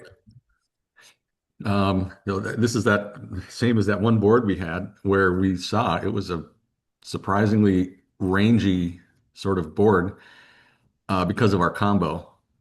And I wonder if this one wants to check it all, but we're betting Okay. 6.1, Yep. There we go. 87%. Boom. What was the range on it? Like the global? I'll have to go back. We'll look at it after. Yeah. Yeah. Okay. I'm going big here. B22 or bet 22. Okay. Let's see. Ace queen does everything. The 22 is perfectly well done. I was going to go bigger, and it's happier with bigger also, right? You're in my way. No, it's not happier with bigger. All right. Good thing I didn't say anything out loud.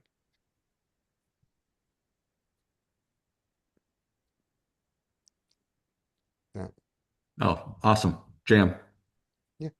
What's this jam? And get called by ace 9.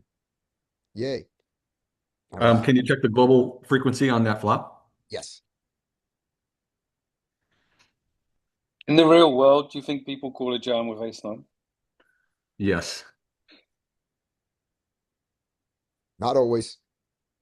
And the sizing helps, and 2E helps it happen. Yes. And you want to see let's see the flop. Here's our flop. But this is our hand. So how do we see the global frequency on this? I think you got to hit the little hat. I think we do. I think we have to hit a hat. All right, back to here. Hit the hat.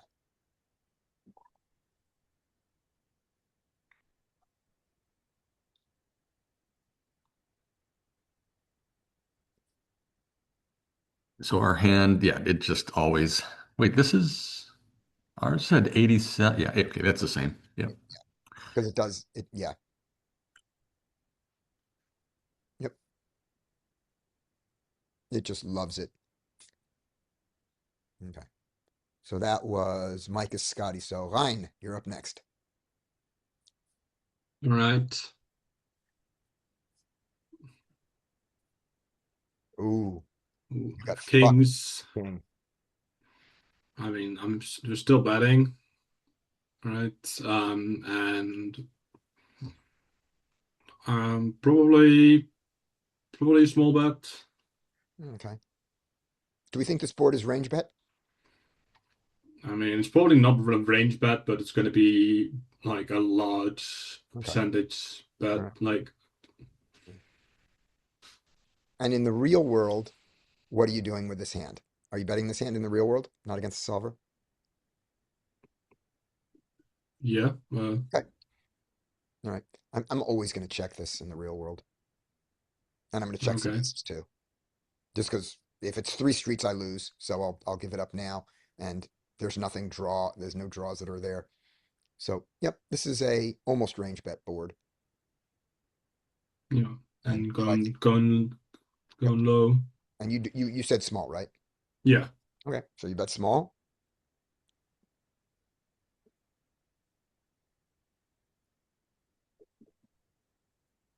He calls. Um.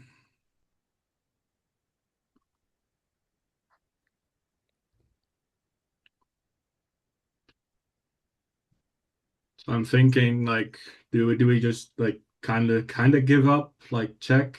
Mhm. Think like this is like we're happy with this size of the pot. If we can get to the Yeah. if Yep. we can get to the showdown with a pot of this size, so Yep. I would say check. Yeah. But we're not giving up. I mean, we're going to call some Yeah, bets, no, but we're just yeah, not, we're just done betting. We're going to check call shell, check, evaluate size. Great. and he didn't do anything. So do we? So this is kind of similar to at the start of the session you were talking about um like like we can either bet for value ourselves, or we can hope that our opponent has some kind of draws that missed, Mhm. and then they bluff. Um, but there's not too many draws on this Exactly. board, Yeah. so I do think that we do want to bet ourselves, and then probably with the 9.2 size. Yep. That makes sense. And I'm still going to check, but I'm totally with you that there aren't a lot of draws to bluff, but I'm still going to do it. And in the real world, I'm going to do it because people like to, people like to make little haymakers. All right, let's see. The Kings. Yep, It actually likes to check. it likes the check there. And when it bets, it is the small size. 6%, Yeah. it is the small size. All right. Here we go. Let's see if he puts us in the blender at all on the river. 18. That's a nice bet. So you checked. Okay. I mean, we call that, right? Yep. That's what I checked for. I don't know. Maybe All he's right. got to turn lower pairs into bluffs, basically. Solver's going to do this. Solver's going to put you in the blender. Humans probably won't. And I think I'd fold the humans. This is a bluff catcher that I think you can make versus a solver. Yeah. I Oh, mean, it's still mostly a fold. ooh, It's still mostly a fold against the solver, and look at him there with his stupid ace seven. okay. Stupid ace seven of diamonds. All right. Hmm. Elkheim. Sam. Do we have Sam still, or is Sam gone? I do not think Sam is back. Sam was gone the last round as Josh. well. Yep. We're on Josh.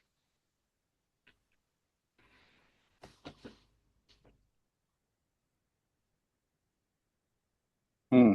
How many fives has he got? I suppose he has some, right? Yep. I kind of wanted to bet big, but yeah. Yeah, I guess you bet small. I kind of wanted to bet 14, but Yeah. Do you I don't think know that why. this, I think you think that this is a range bet board? You think we're betting everything? well, he has all the nuts, right? So I don't really know. Except we've got, unless he has a five, we've got lots of overpairs, right? So Maybe we bet everything and we bet six. yeah, maybe. Let's see. Nope.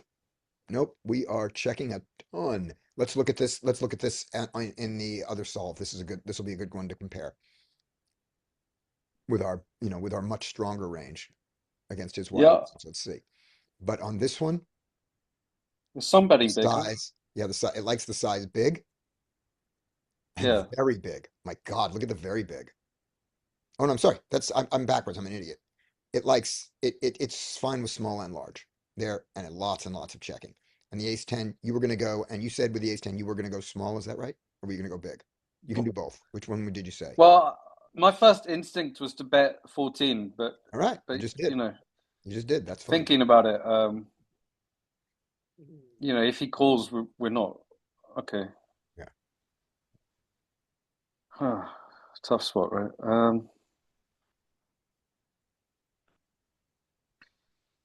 Do we keep bluffing? Well, the king is great for us, right? So Yeah. I guess we have to keep going, and we have nice, blockers. So I guess we have to blast it and hope he folds. I don't know. I don't hate it at all. But I mean, after he calls, yeah, I mean the yeah, king. So he's going to call us with all his, pocket eights, pocket sixes, stuff like that, right? right. And then Now the they're going to king, be we can tapped. now we can blast it on the king. And if he calls, I think we just have to give up. Yep. And he folded You a know, bunch of kings on the flop. We right. folded a bunch of his kings on the flop. So look at So that. I would bet 32. I Yep. think we got to bet 32, right? Yeah. Nice. Yes. Love it. Boom. Great find. Great find. And he folds. Yeah. Even better. Great find and it So, works. All right. And for that, you get pocket kings. You get another hand because you found that. Just to keep Mike from getting pocket kings. okay. Now, is this a board? Do we want to check this? Because we can kind of. This is quite a nice check call, right? And he has all the nuts. So, I mean, I know we want to bet. I think small bet probably. Yeah. Okay. God. So are we going to bet range on this board? No. No. I mean, Right. So we're polarized, so we can bet big. The thing that pushes us down in size is this board has locked up equity. It's not 3-7-8, it's 4-7-8. So that might push us down. So maybe this is a small bet with that. Those I are would check this. I think I would check, but right. I'm just. Right. And the That's answer is probably wrong, is it? no, it's Yeah. great. Check is great. And when it bets, it likes the bigger size because it's betting so infrequently. So Yeah. infrequently. Okay, that's good to see. That's good to see. So we'll protect our checking range with the kings. And he will do that. Okay, and do we want to raise? I think not, but He'll probably mixes. Which do you want to do this time? I mean, I think we can check raise here, but we don't have to do it all the time. I think just call, right? All right, I great. mean, he has all the Yep. nuts, but Yep, there we go. Call and raise. Both are good. We did the call. And of course the board gets worse. yeah, that's a bad card. So It's a bad card. check.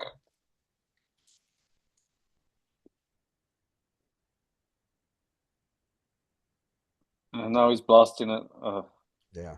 This is miserable, right? This is miserable. So folding feels it's pretty bad. Oh God. I know. And you certainly, in the bluff catching checklist, you gave him rope. That's for sure. Your What hand looks about, awful like ace, king, ace, queen. I guess, especially against solver here, though, the solver is going to see bet a large portion of its range small on that board, and that's going to continue often on this card. Yeah. Yeah. It's a good time to call. All right. What you want to do, Josh? And I thought I was being nice to you by giving you pocket kings.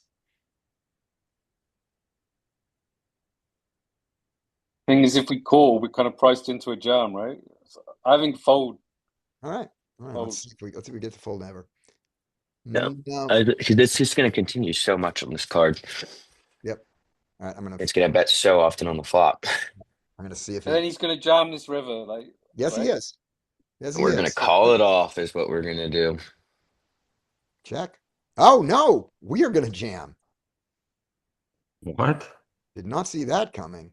I mean, it wasn't even a jam, right? It was like 20 big Oh, I blinds. wonder, it probably starts to fold now, but I mixes. it probably starts to fold. Yep. What do you want to do? What do you want to do this time, Josh? Oh, Fold? All right. I'm calling. good. I'm a nit. I was about to say, I'm going to call Play. against Solver. Good play. All right. So Oh, he was there. let He me had it. let me give a little speech about that hand real quick. Just a short one, just so you have this voice in your head, because this voice has helped me. Because this is the voice against sunken cost fallacy. All right. So we're gonna replay this one. We'll just put it up like this. Okay. So here we go.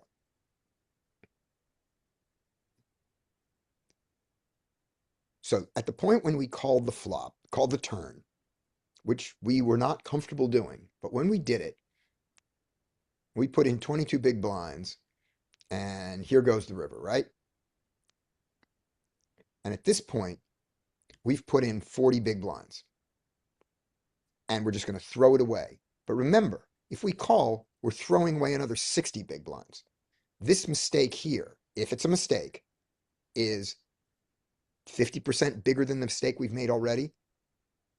This is a big fucking deal. So when we look at it and go, oh, come on, it's only 59 into 81, we've made, we've gone down a 40 big blind path here, which when we fold it, I'm calling it a mistake, even if he's got his beat. I mean, we're throwing away 40 big blinds. This is more than 40. You can fold here. Solver does it. We can do it. You can play Fifth Street Chicken and you can fold here. Okay? Now It's you're human, easy fold.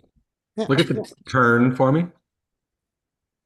turn. The turn of our turn call.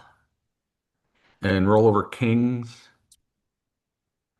They are all okay. There was no difference having a diamond or not, Kings are all like that. unless there's some kind of EV difference. But Yep. And then the river. Can you put on strategy and EV for the call with kings? Yeah. Please. Here we go. Strategy EV. And then look at kings. 5.7 big blinds. It's Okay. nice to have. Yeah. Okay. Hey, can you All do right, so me a that's- favor quick? Yeah. And just look at what the buttons turn and river bluffs are. Okay. Button.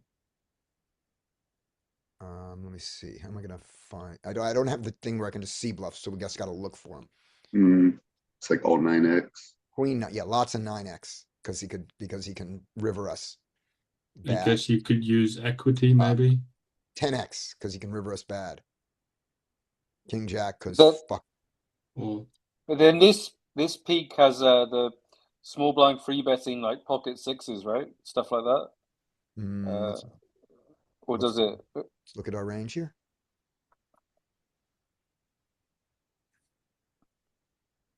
Yeah, I mean, we've got pocket sixes, pocket fives. So if we had that No, we've got tighter range, and we have 6-5. You We know. have 6-5. We can be in there. We can have the right hand.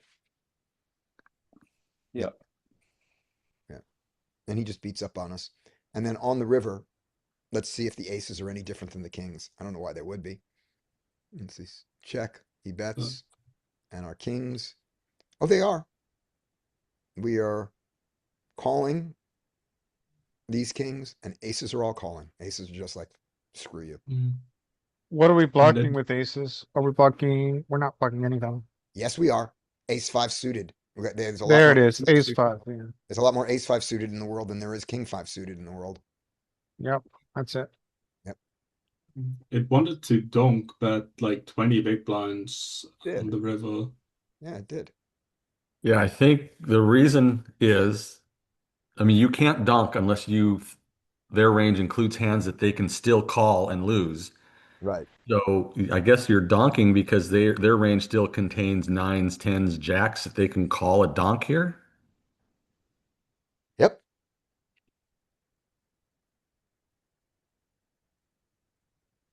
is that true? Do they call when They, you donk and call they, those hands? let's go here on our kings. Let's donk out for 20. Let's see what he calls. Yeah, this is him. Oh, wait, we did it. Bet. Now we want this one. We want his calling range. No, that's the turn. You're on the turn now. Oh, I suck. You're good up Oh, it until is. Yeah, okay, right. It's check, bet, we call. Then the river is the three of spades. And now here we are. We bet out 20. And what does he do in the button? Nines, tens, jacks. Yep. We get called by all that and aces. wasn't Uh, that he's calling with ace 10 suited and king 10 suited and king queen? that's crazy fuck. Well, then that makes the donk terrible because nobody's calling. I mean, who's calling No, that? no. Is what the hell is going on here? Are we in such a thin part of the line? No. No, this is a well-solved portion. Because it blocks 9-10? Screw that. I mean, the raise with queen 10, I understand. You know, it's part of 9-10. I understand that. All right. And this is what he bluffs us back with. You want to see that? Weird. All right. Set, set, set, straight, set, straight, straight, two pair, two pair, two pair, nuts, pair of nines. Weird. Straight. Here we go. Ace high. Nine, a nine. A nine likes it. Nine is your bluff. Nine and a 10. Those are your bluffs. All right. Okay. Who are we on? Who did that last hand? Well, I know you avoided giving me pocket kings, thank That's what it goodness. was. So you're up next. Yeah. Yeah. Yes, and I thank you in advance. I thank you for that. Oh, Jesus. I hate poker. All right. Okay, the question is sizing. Mhm. Uh, I think these queen high boards are usually kind of bet pretty big anyway. I Yeah. wonder if we'd still continue to do that even with a set, but I'm thinking we do. So let's do it. All right. Bet 14. I like it. I think this board might even be a range bet board. No, I'm an idiot. All right, here we go. 14. Love it. Bet 14. I mean, you wanna bet bigger, like more often with the bottom sets, right? Yep. Because Bottom then set's great. Oh, what a great card. Wow. So now I think we get to start thinking about traps.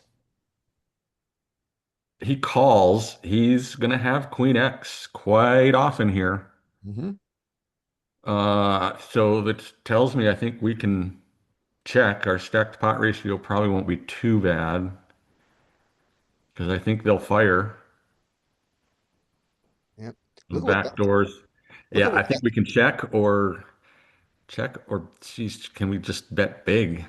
Yeah. Look at what bet 13 does though for you. Yeah, So, it could induce and yeah, set up a nice little stacked pot on the river. yeah, easy stack to pot on the river. And it Yeah, keeps because they might raise their queen anyway. So yeah, we got a bet here. Let's bet 13.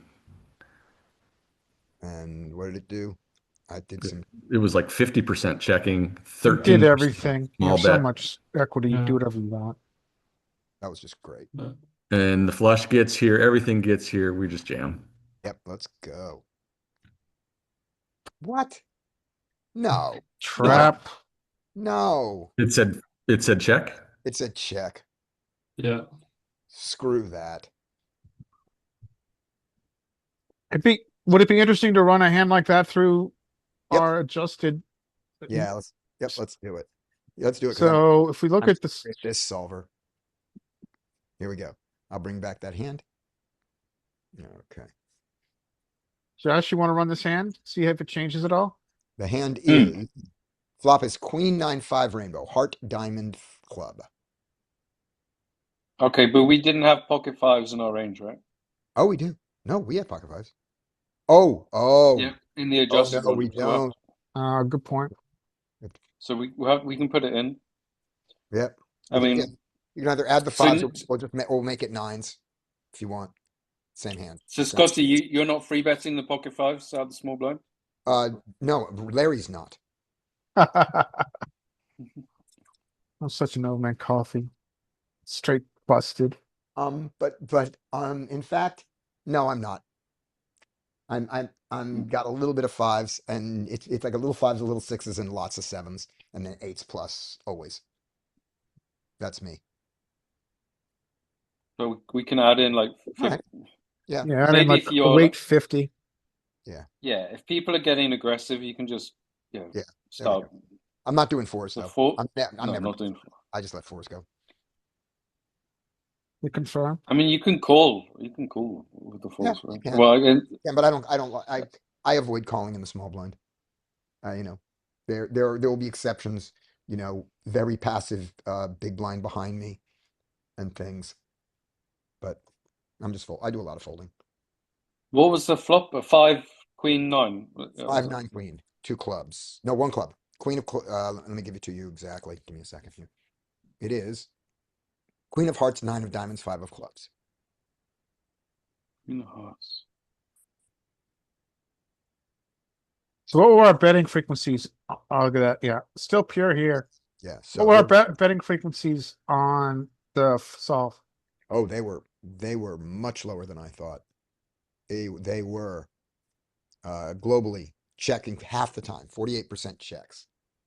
Yeah, so we added a shit ton of hands there, but we've got such a range advantage against his wide calling range. Yeah. Look at this texture. These I think when we make the range adjustments that we did, Yeah. these kind of textures are going to result in heavy betting. We're betting big on this one too. Yeah. So what does the solve do here? Okay. So we bet 58%, and he called In the us. solve? Okay. So Yeah, that's what we did. So we bet the 58, called. and he called us with his king 9. The turn So we was- fast played our Queen is- set. Yeah, Queen of Clubs. So the question is, do we have traps? Yeah, we do. Yep. Oh, all the time. All the time. So, it'd be also interesting to look at here, if we're going to get really nerdy, is breakdown. If you click the breakdown tab right there, look at the very top. Here it is. So you see the very top where it says 100% equity. These numbers on the bottom are our equity of our hand. And these are our traps. So 9, 9, and queen, queen. So we are trapping almost pure with our At sets the absolute top of range. with nuts, second nuts. Yeah. Third nuts. Yeah. Yeah, I guess third nuts, sorry. Well, second nuts, I meant. What about the queens? What are our quads doing? They're, Queen, it's queen, nuts. they're still doing a lot of checking. Not second nuts and third nuts are trapping a lot. Yeah.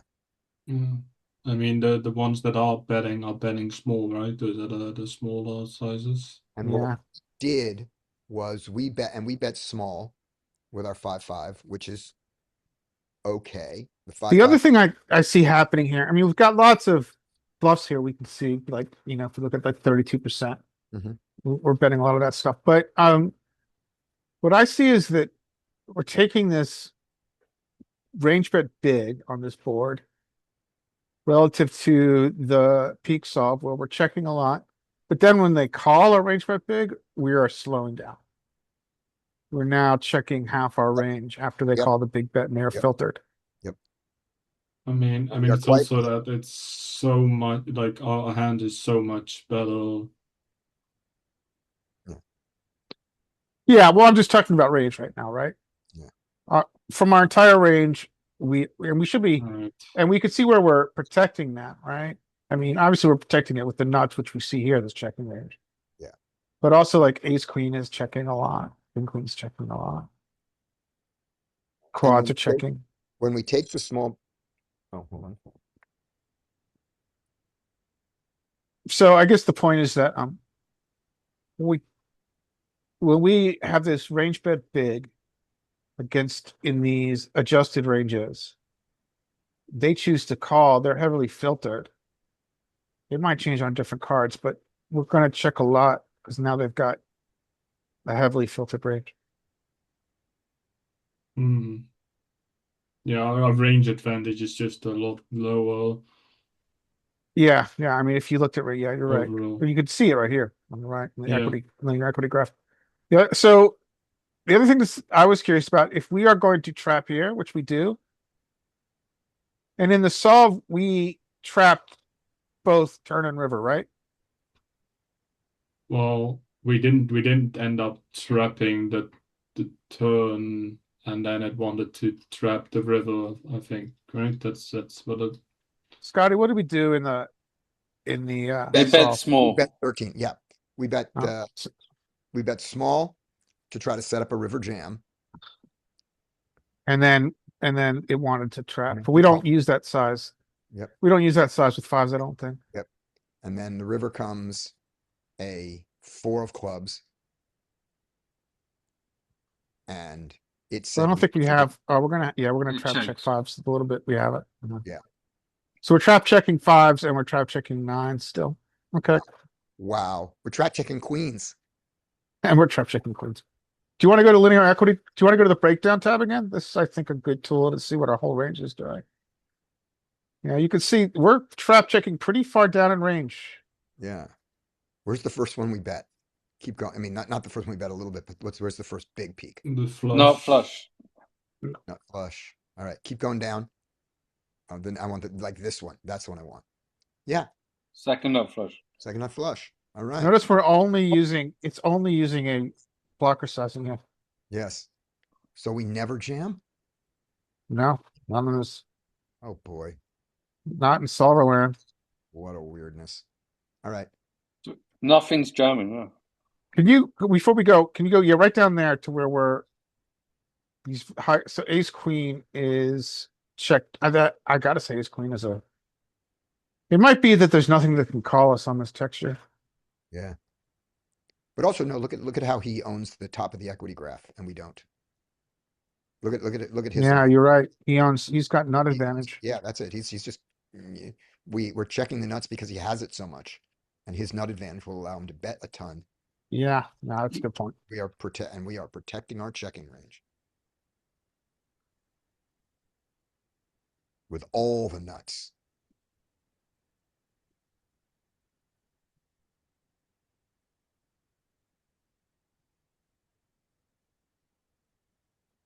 Is this him? Yeah, button jams and then Yeah, look at his so go back to his range and look at how polar he is. He is the definition of polar. Yeah, that's fine. Go back to button. Click on Yeah, button just again. click on the button range. You're just gonna love this. Yeah, that's classic Hard to get solver more. polar shove range. Yeah. I mean, I think we can learn a lot from this, right? I think we can learn that on this line we are gonna punish his timid line. And I think you can do this more against humans. This is against a balanced out of yeah. position. I mean, look, play. and if But he shoves, look, we're meant to call it off with ace five. Where was that? Ace five. Yeah, but isn't it it's not even a flush. No, It's no an flush. overpair. Ace 5 of just Or like ace 5 third pair. ace Third 5. pair. So you see how people overfold in the real world to a jam. Yeah. So Yeah. this kind of stuff is pretty good. it might not be totally Check- right because we're saying, Wait. how do you react to Yeah. play for- the solver never makes? Yeah. Let's, yeah. I mean, think- you have to go back to do that, to look at that number correctly. You have to go back to small blind here, one node before. Oh yeah, check. No. Our problem is oh no, but we bet this. Do we never bet the small size? We No, oh we do this. We just don't do it with our 5-5, but we do it. we use only the small size essentially here on this node. The point I was making is that when you saw button hero calling ace 5, Yeah. that's a ghost line because small blind on river Yes. never uses a shove size. We'd have, if we were going to Oh no, but have the a small more blind did check. It realistic was us. view No, of we're the what small he blind. was hero calling with, we would have to node lock small blinds river play and give him some shoves. I thought Larry. Wait a minute. I thought that was we bet 24 and he jammed over us. What do we call with? No, that was we shove Oh, his okay. hero calls. Yeah. That's No, that was we bet 24. he They called. shoves. Right. And We checked. We checked. They shove, Right. and then we're meant to call the ace 5. Oh, okay, I got it wrong. This is how polar they are. Sorry, Crazy. Yep. my apologies. Right. Yeah, I can't understand it. I will not be doing that. Okay. Let's steal this back now. But the bluffs are really interesting to look at. I mean, like jamming the jack 10 of hearts. I mean, I've got a quick idea here. Yep. If you guys want to do some interesting node locking. So go back to button here, right? So click on button. All right, now I'll go to strategy. Now change it to strategy. Okay, so Yes. clearly there's a lot of bluffs in here, right? So, and we were seeing how far down we are hero calling. So click on the, I think I'm not sure how to do this, but click on the pencil here on the button node. See where the button? Yeah. Yeah, right there. Okay, cancel. That's not it. I want to try node locking here. So let's Maybe the lock sign is that? yeah. Where's the lock sign? That's it. Yeah, that one. That's it. Node Node lock. lock. So node lock here. All right. Okay. Now change. I think the way to do this is that you.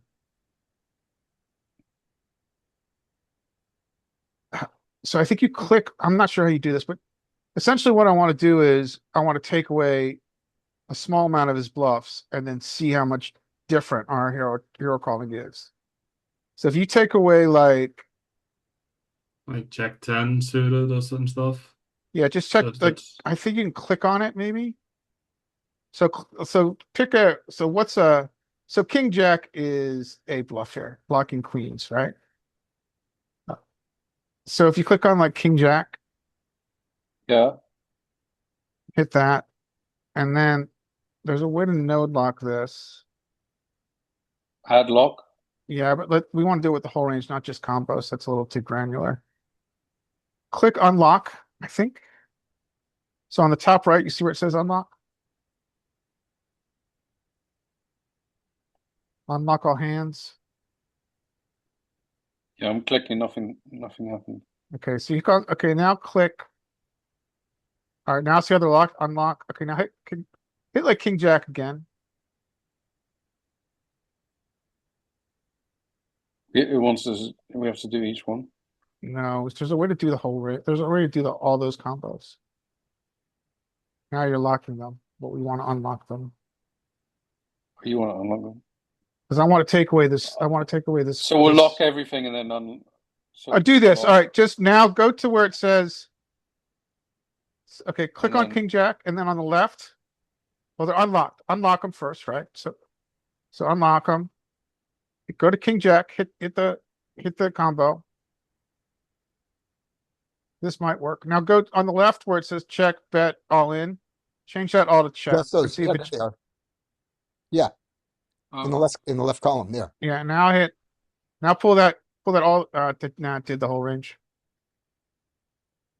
Right. We need to lock. We need to.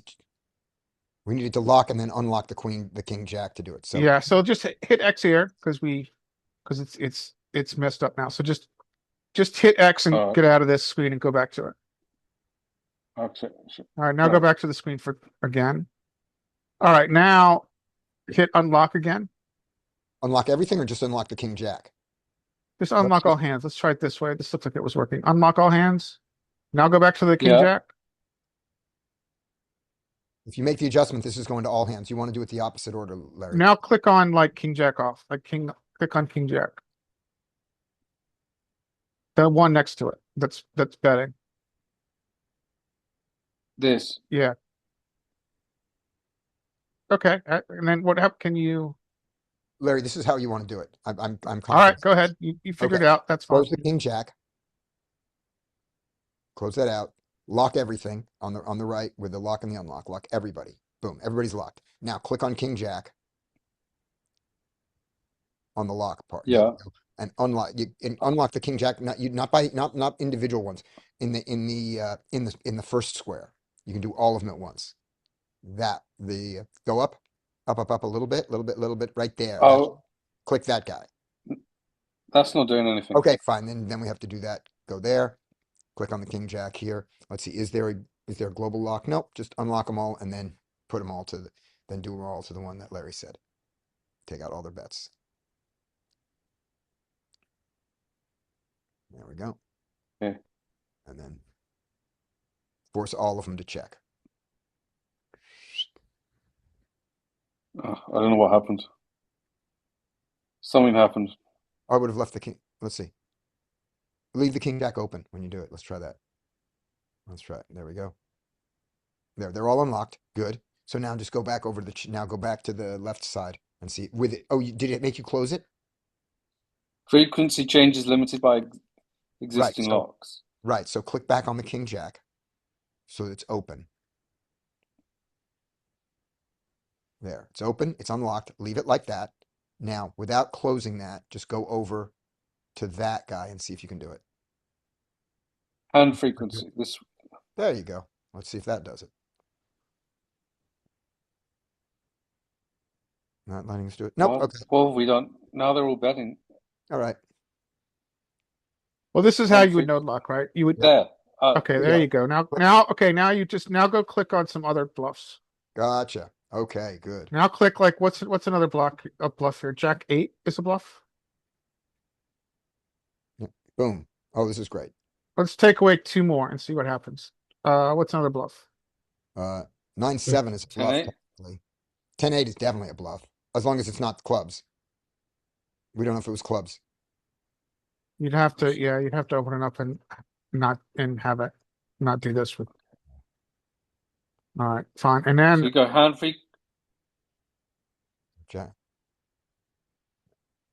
So king. So let's see. Excuse me. A jack I've 10 gotten suited, but 8-8's you not wanna betting. you wanna open it up before Yeah, you do yeah. It'll it. show us. It'll show us, and then we do it. Yeah. We just. So this. Yeah, we just. So this one we lock. Yeah, and then all the other ones and then the other ones we just touch with the button. Hmm. Boink. Did that work? No, that No, didn't work. The No, we'll lock just put them- doesn't. There we go. And we'll bet that 100% of the time. And click just on that. No, it didn't work. All right.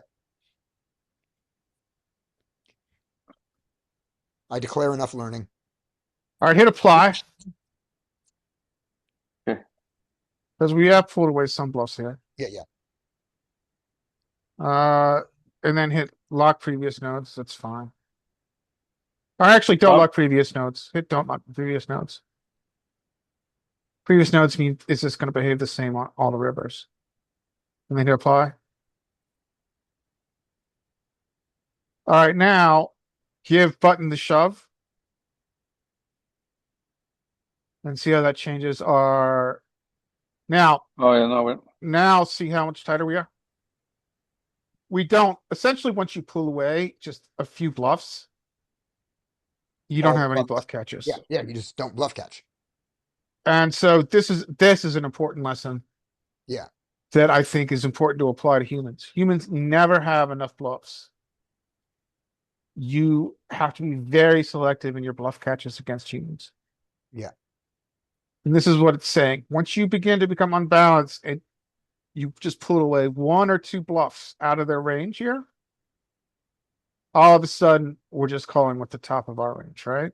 And that starts to look a lot like Brian's strategy. Yes, it does. Yeah. Drastically overfold, do not hero. Yeah. That's is what we're being told here. Yep. They were only calling with flushes and the nuts. Yeah. Yeah. We have no hero calls. I mean, go to breakdown here. They're always Right. under bluffing. Yep. They always have it. I'm always bluffing. Yeah, I there. was waiting. There we go. That's I'm what I always wanted to. bluffing there, never bluffing. It's one of the Now elements go of- to like click like right where the green and blue change from fold to call. We'll see how drastically we're folding here. We'll see what kind of hands we're folding. So right here, we're Folding folding kings. kings. That's that, and then a couple more to the left. We're folding aces. It And prefers it's not even going to be folder. close, right? So if we like, Even folding some queens. yeah, It we're looks like folding aces, we're folding kings. But we're calling ace queen because it blocks some of his value. Yeah, that's our worst calling hand. Yeah. We're calling well ace well also ace queen beats some of his value, right? Oh, right. There's two queens. Never mind. I didn't. So it I just didn't sleep last night. we just have no heroes here. Yeah. So the lesson here is that when you're unless you've got an extreme adjustment to a certain player type, we just don't have hero calls. Yeah. It's just not profitable. Yeah. All right. Interesting. That was really interesting. Yeah, and you've got a really powerful tool here, Josh. And with a little bit of a deep dive, you can find out some fascinating stuff. Yeah, I really don't know what I'm doing with it, to be honest. I've just been looking at, the sort of standard answers it gives. I didn't really know it could do this stuff. Gotcha. How long do you have it for, Josh? Just a month or for longer? Yeah, I've just got it monthly, I just pay Okay. monthly. Cool. So, Well, we will play with it some more. This is a fun toy.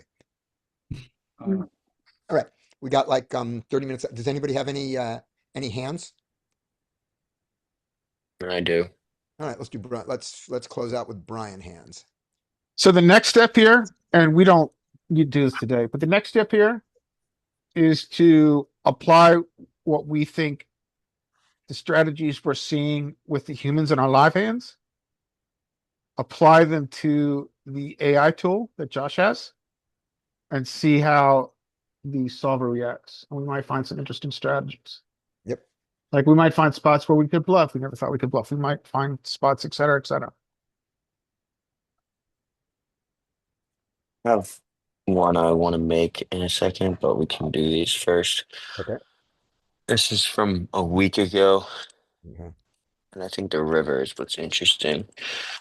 I open king queen offsuit from low jack -2, as Scotty would say. Yep. I'm gonna start writing it down as low jack 2. So I just kind of reverted back to doing a ton of checking out of position, even though this is a hand that can definitely bet. I love it against a Um, player. yeah, he's a bit more aggressive too. Yeah. I've only played a few hands with him, and I've seen him just start basically when check two, he just starts betting. It seems like with everything. Just real quick, what So happened pre-flop? I missed just the beginning of this. I opened, he called. You're under the gun? Yeah. Okay. Yeah. Low jack -2, Mike. Thank you. Thank you. Understood.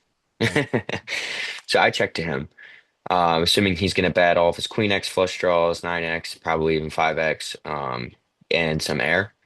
So he comes out and bets large against a smaller size. I would have actually considered check raising this opponent, but not really. I don't know if I really want to check raise because the check raise just folds out his bullshit that's stabbing and calls and then calls with anything that's actually decent. Yep. And you have the king of spades, which is great. Yeah. So I call here. Okay. I don't know much yet. Like this sizing isn't exactly ideal. I mean, it's an overbet, so I'm not exactly loving it at the moment, but I'm not folding top pair yet, Oh, and I really think he's going to get super honest here on the turn. So we get pretty much a total blank, and I check, and now he goes 35. What do you guys want to do here? I uh, think that this is not top of range. I agree. Um, I think that he's got some 9x that does this. He can have pocket sevens, eights that do this. He can have some queen X, but it's very unlikely. I mean, a lot of players don't three bet ace queen often enough, so he can still have that, but I just don't think this is the size that ace queen will take here. The kind of So is he the kind of guy who gives up on river, or does he Hail Mary and things? I really only had a couple of hands with him. He did continue to bet a decent amount of rivers. All right, let's Um, let him. but this sizing He's super weak. this sizing more makes me think that he not that he's just full on. Because I'd seen him with air. So from what I had seen from air, what I think was air, I didn't see showdown, but it seemed like he had nothing because he would go bet the flop, check the turn, and then check the river and just throw his hand in the muck. So Oh like it yeah. seems like a lot of the time he's betting with when he bets with bullshit, he just tries to get through on the flop, and then when it doesn't get through, he just gives up. So I think that he does have some sort of hand. I think I have the best hand though. I think I Um, yeah. so. I just want to. I wish in game. So I call here. I don't think I want to raise here. Um, I think his 9x is gonna fold if I raise. So let's just call here. And I think so we get a deuce on the river. So what do you want to do now? I mean, if you've got an aggressive player, you're more incentivized to bluff catch than you are to donk here. Plus your SPR, problem with your SPR is that you can't call a shove. But I would So, identify this player as someone here that I would think his ranges can consist a lot more showdown than just pure bluffs here. And I think a lot of his showdown's going to check through, is Yeah. what's going through my head, or after the hand. But all right, if you donk, the question you have to ask, which often is posited by Scotty, is can you fold to a shove? yeah, yeah. I, Um, I wouldn't bet here because he's betting into you, but you're right. Sometimes he's going to give up with his check back. If he bets well, that jams the river here, I'm calling. By the way, if we just go check and he jams the river, I'm calling. If we bet, no, I'm not calling We if were he does talking that. about the I know, donk shove line. I know, no, I'm saying different than Brian. I it I'm putting him on a bluff when he goes 35 and then comes out swinging like this. Yes, it could be ace three of spades. It could be. Um, but I'm calling it. If I bet 100 and he jams, I think it's a good fold. But if I bet 15 or 20 or 30, something insultingly small that I'm telling him you have to raise to get this, I'm calling. Those are See, my It'd three. be fun to bet 15 here with queens. I think that he's basically in this spot. I think that he has, from what I would get. So I think that when he goes big on the flop, I think that that includes basically everything. Right? Now, when he goes 35 on the turn, I think we remove a lot of air, and I think we just have a lot of weak queen X and like 9x and stuff like that Mhm. that does that. Yeah. And possibly flush draws. Flush draws. This guy's not triple barreling, and if he jams, I'm not calling. Like I've seen him bluff, and his bluffs, he does not jam his bluffs. Okay. There's 0% chance of me Okay. calling a jam. Gotcha. So then So if you have information about what his sizing is tell you that's pretty clear, I would check because he's going to give you information. I can understand your point that you don't want to misvalue where he's going to hero you with queen 10, but I think, yeah, I honestly think that here he's not going to bet often enough with his showdown value hands, so that I think I need to be betting. It goes check check, but I think that in this spot, like coming into this, when I saw the sizing on the turn, my brain was already like, I have the best hand here. I know I have the best hand here, and I didn't. and I basically just reduced his range to flush draws and 9x and weaker queen X. What? So You didn't see his combo, right? So Brian, I did see his combo, if he's but got, if he's got weaker queen X, 9x, and flush draws, I like a check raise on the turn. Hmm. okay. I think he's, That's a good idea. and if he folds a 9 or a queen, he folds his 3 outs. You might not have gotten any money from it on the river anyway. But you will get money from the flush draw. You'll get Okay. money from the flush Yeah. All right, then yeah, maybe He goes yeah, because 30. I do agree because I think that check raising the flop is bad because I think he has enough bullshit that does it. But I think on the turn he has showdown value and flush draws. Yeah. So at that point, I think that yeah, you're probably right in that check raise is probably better because I mean I think we lose value from nines, but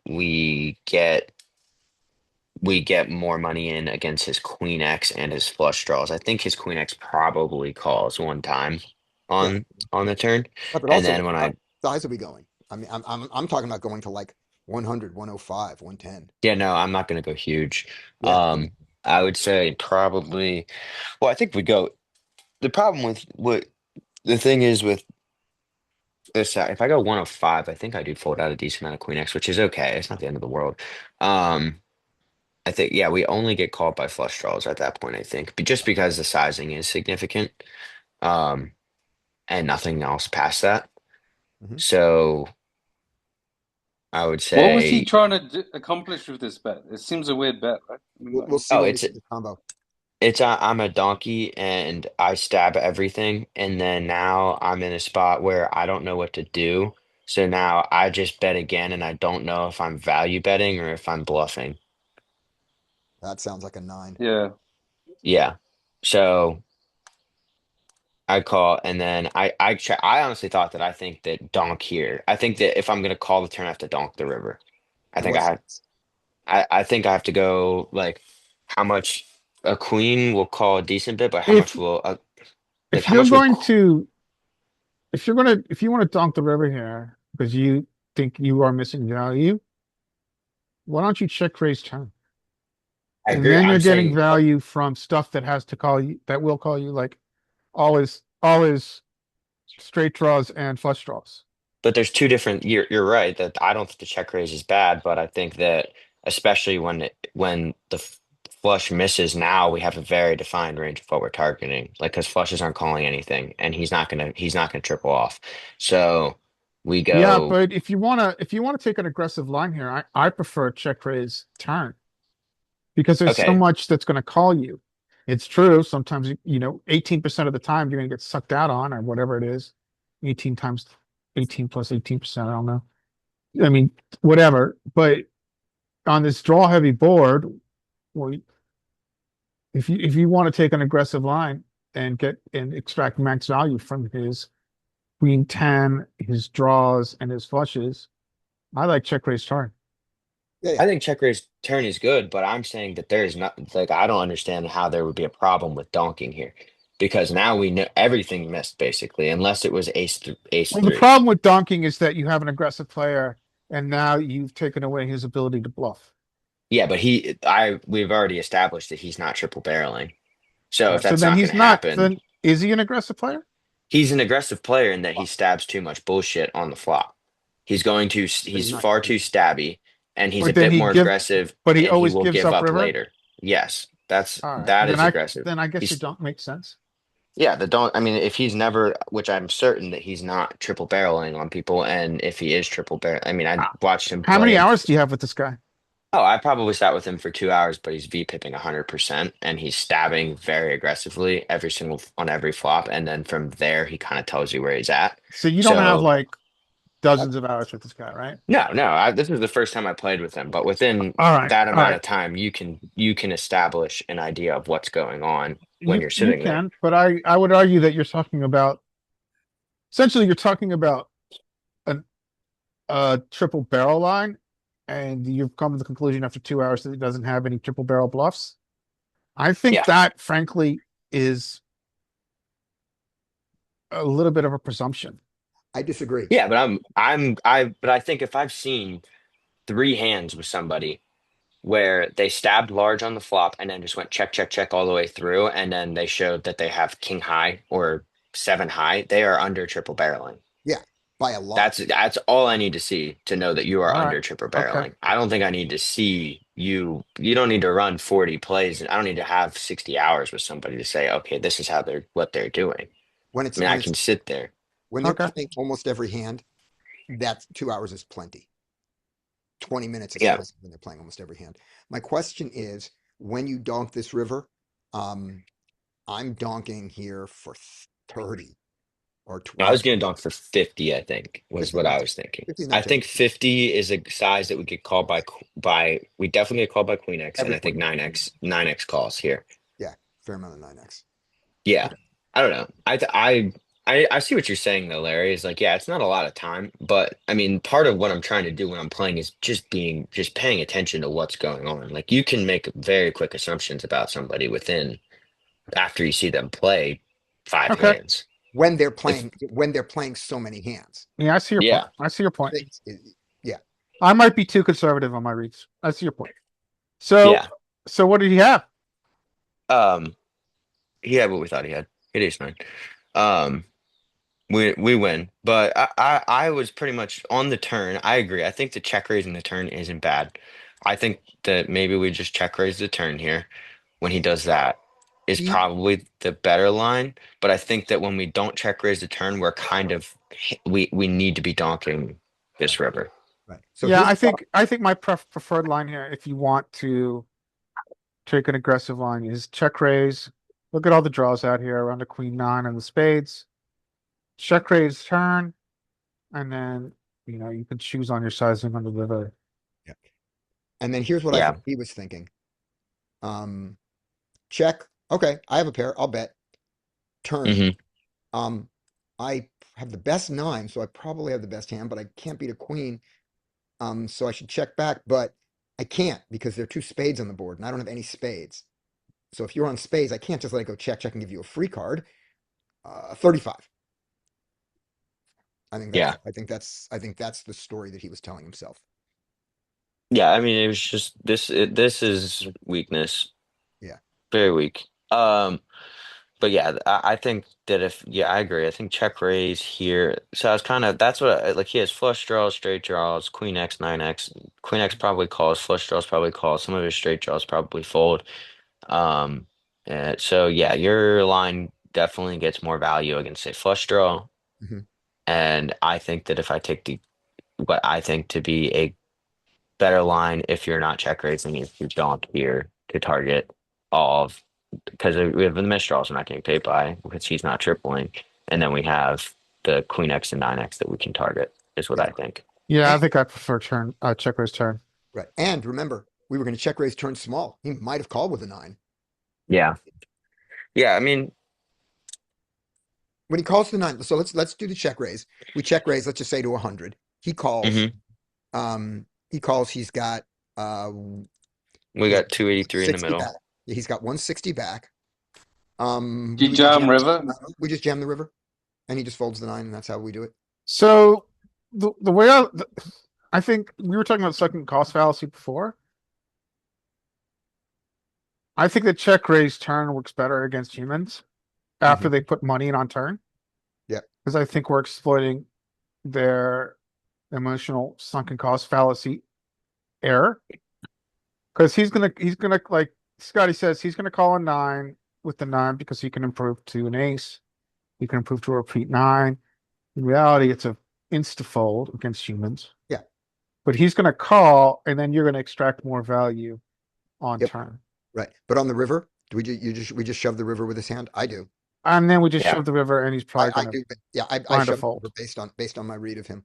But we've now the most exploitative line to take against humans is check raise turn, which we all know in this class is the most underbluff line at poker. Right. And we're under bluffing. But against the humans, it doesn't matter. I Because overbluff there is check raise turns. To Yeah. repeat myself, there's an extensive human foible that we're exploiting, where his sunken cost fallacy error is going to look at that $35, and he's not going to want to fold. He'll fold for What do you 200. guys think about the check on the flop? I like it. I would check Against this guy, I almost think everything it's here. Yeah, great. Especially with your read. great. Yeah, he Yeah. stabs flops too much, and then the turn he told you everything. We knew everything on. We knew every. I mean, we all said the exact same thing when he bet 35 on the turn. You have the best hand. Yeah. What do you want to do? The only question was, what do you want to do about it? Yeah, Yeah, we and so either yeah. So when we check raise to here, we get value from flush draws. Yeah. And the one thing that I didn't know is I did see the way he played a decent bit. I know he's not tripling off. I didn't know how exactly he was playing draws. So I would say that yeah, at some portion of the time, a player that's gonna be slightly more aggressive on the flop is going to stab more with flush draws, and they're gonna stab, and they might continue on the turn.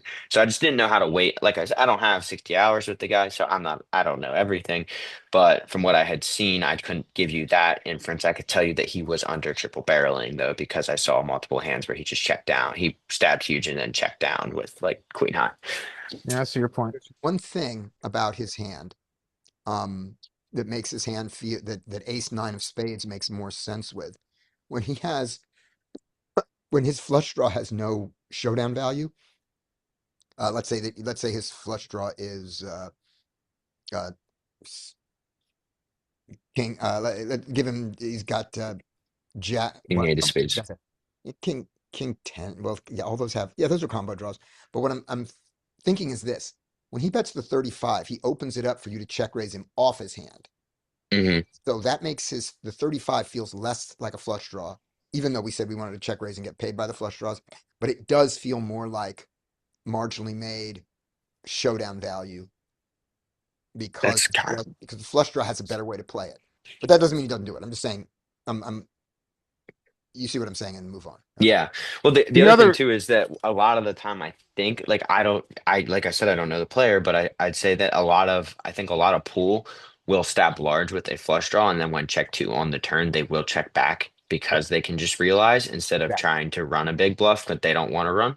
Right. So I kind of was in the impression I kind of tilt this more towards marginally made than draws, but I don't this player, like I said, I don't know 100%, but I do know that he is a little bit more aggro. And but from what I did know, he was not triple barreling. So that would actually lean us more towards that he has marginally made hands here than he does more of that than he does of draws, because a lot of that time he might have had draws that were stab big and then just check all the way down with queen high. Yeah. And even though we liked the check raise against the draw portion of his range, we don't hate it against the queen, the weak queen and strong nine portion of his range. We don't hate the check Yeah. raise there. He's probably going to call it. We still have flush draws that we could have. Yeah. Okay. the other thing Let's about checking, which is important, is that when we check on flop information. and we flop check on turn, he's giving us information about his sizing tells, right? Yeah. Just I've like just been Scotty said on turn, his yeah. sizing clearly tells us that we have the best hand. It's so important to be able to get information from someone first. Yeah. Yeah, I know I adjusted to do a lot more betting with thick value, and I think I just need to be more comfortable with playing a passive line over an aggressive line Yeah, because of the that's a big information I step for get. you, Brian. I mean, you're innately an aggressive player, which makes you a very profitable player. But Who then just laughed? if you can add the tool of choosing places to play passively, you're going to be even more profitable. Yeah, I think that's And a this is important. a perfect spot to do it. Yeah, I think I do need to that it helps because I did get myself into a lot of trouble in spots where I'm just getting super aggressive and I need to from out of position. Yeah, I mean, if you can Um, dial back and be really attuned to where you want to apply aggression and where passive line is better, you're going to really increase your profit line. okay. Yeah, I think that's a good plan. Okay, who wants to see an absolute punt? My favorite. Okay, so I am here. What do you guys want to do? And if you say, Squeeze. yeah, if you say call, we're gonna have a problem. We'll go to 50. I think we should go bigger than this. Yeah. I think we go to 60 here is probably better. This guy's not calling though, and I honestly, this guy's gonna call with everything. So I don't know how much that makes me want to go bigger. If he's going to call Um, everything, put in more money, not to get him to fold, but for him to put in more money with a worse hand. Yeah, that's true. All right, go 70. So Great. Uh-oh. we get this flop, and I check. Okay. He checks back. So now board pairs in the turn. What do you guys want to do here? I wanted to bet small and flop. I like to check out of position. I think that's fine. So this, Yeah. so Now It's remember, this is a 3-bet pot, right? yeah, Yeah, and I think the checking out of position definitely applies way more often in single raise pots. Not well, yeah. but Hungry Horse No, I sometimes know, I sends know, not in this. I three know bet. 3-bet pot with the monotone board is certainly a different situation too. But yeah, I'm also on board with a tiny bet here, Yep. a C I bet. actually don't hate it. No, I don't hate the C bet. But my comment was directed more at Brian's kind of like overarching Right. theme of Right. checking out of position all the time. Yeah. I so think the beauty of check betting call. small here is that a lot of players are just going to fold out when they don't have a club. And Yeah, if he calls your small bet, I think you just give up. But you're going to fold some portion of his unpaired no club range here and just win with the small bet on flop, where your hand is, pretty much in hell here. Yeah. And he'll Although we fold have some And then you could pairs. just give up on turn and river. yeah, we see, are I ahead like of all one thing I unpaired. love about checking here is that when I bet, he just calls me with his showdown and his king X, and he probably just calls with a one club hand, and then I'm on the turn, and I'm kind of in a what the fuck do I do spot. I don't know what the hell's going on, and do I just check here? Do I bet here? Do I give up here? And then versus when I check. And then he checks back. What do we think about his range? We think he doesn't have a lot of king X or strong club draws in this spot. Mhm. He does know I'm more aggressive, so he might not go crazy with the club draw, but he's probably not holding much king X here because he is a little bit more aggro too. He's not going to check back a king here. So I think he's got a lot of showdown value and some weaker club draws on this spot. He can have some 10x. He's gonna have all the pocket pairs here. He is not folding to a 3-bet with pocket pair when he can make a set. Is he capable So of checking back a flush? he maybe the nut flush. All right. I would say without the nut flush, he's not checking back because he would be concerned about he's a fish in general. So he's gonna think that he's gonna be worried about getting outdrawn by the ace of clubs. He's not gonna check back a queen high flush or a because my range should have a decent amount of ace X in it. So So a he monotone board that now pairs on turn. uh This is a very tough situation. I don't know if we've got the right hand to attack this. We still We've I got a also tiny, tiny bit of showdown too. not a tiny. that's what the We have the best unpaired hand. that's I We have the best unpaired hand. So Tiny. He's I think reading this texture, I don't know if this is the best board to attack. I could be wrong. I did not. I sat here the same thing is that I think he still has plenty of one club hands. I could try to attack them to get them to call one time here and then go after them on the river. But I also think I have a smidge of showdown here, and I get to see what he does on the turn here. When he checks back the turn, I'm kind of in the spot that I have some semblance of showdown value in that spot, and I'm fine if it goes check check river.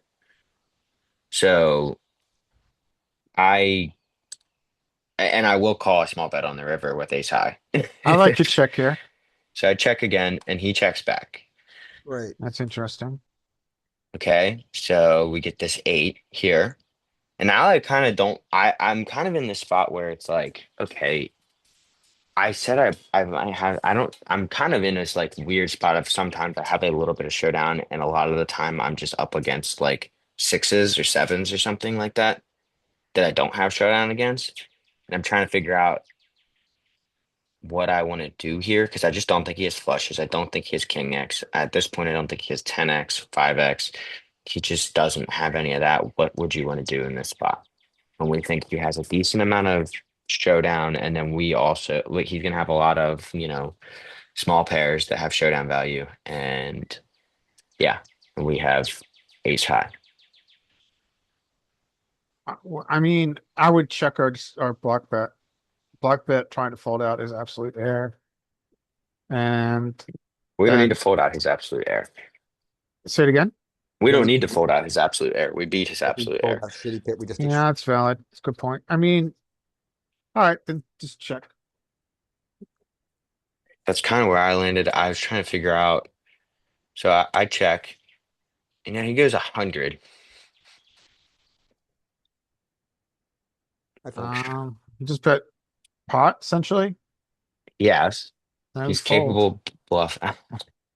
This just didn't make any sense to me, though, was the problem.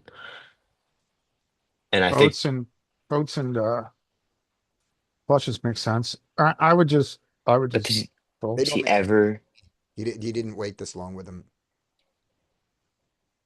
The only hand that makes sense to me is pocket eights. Yeah.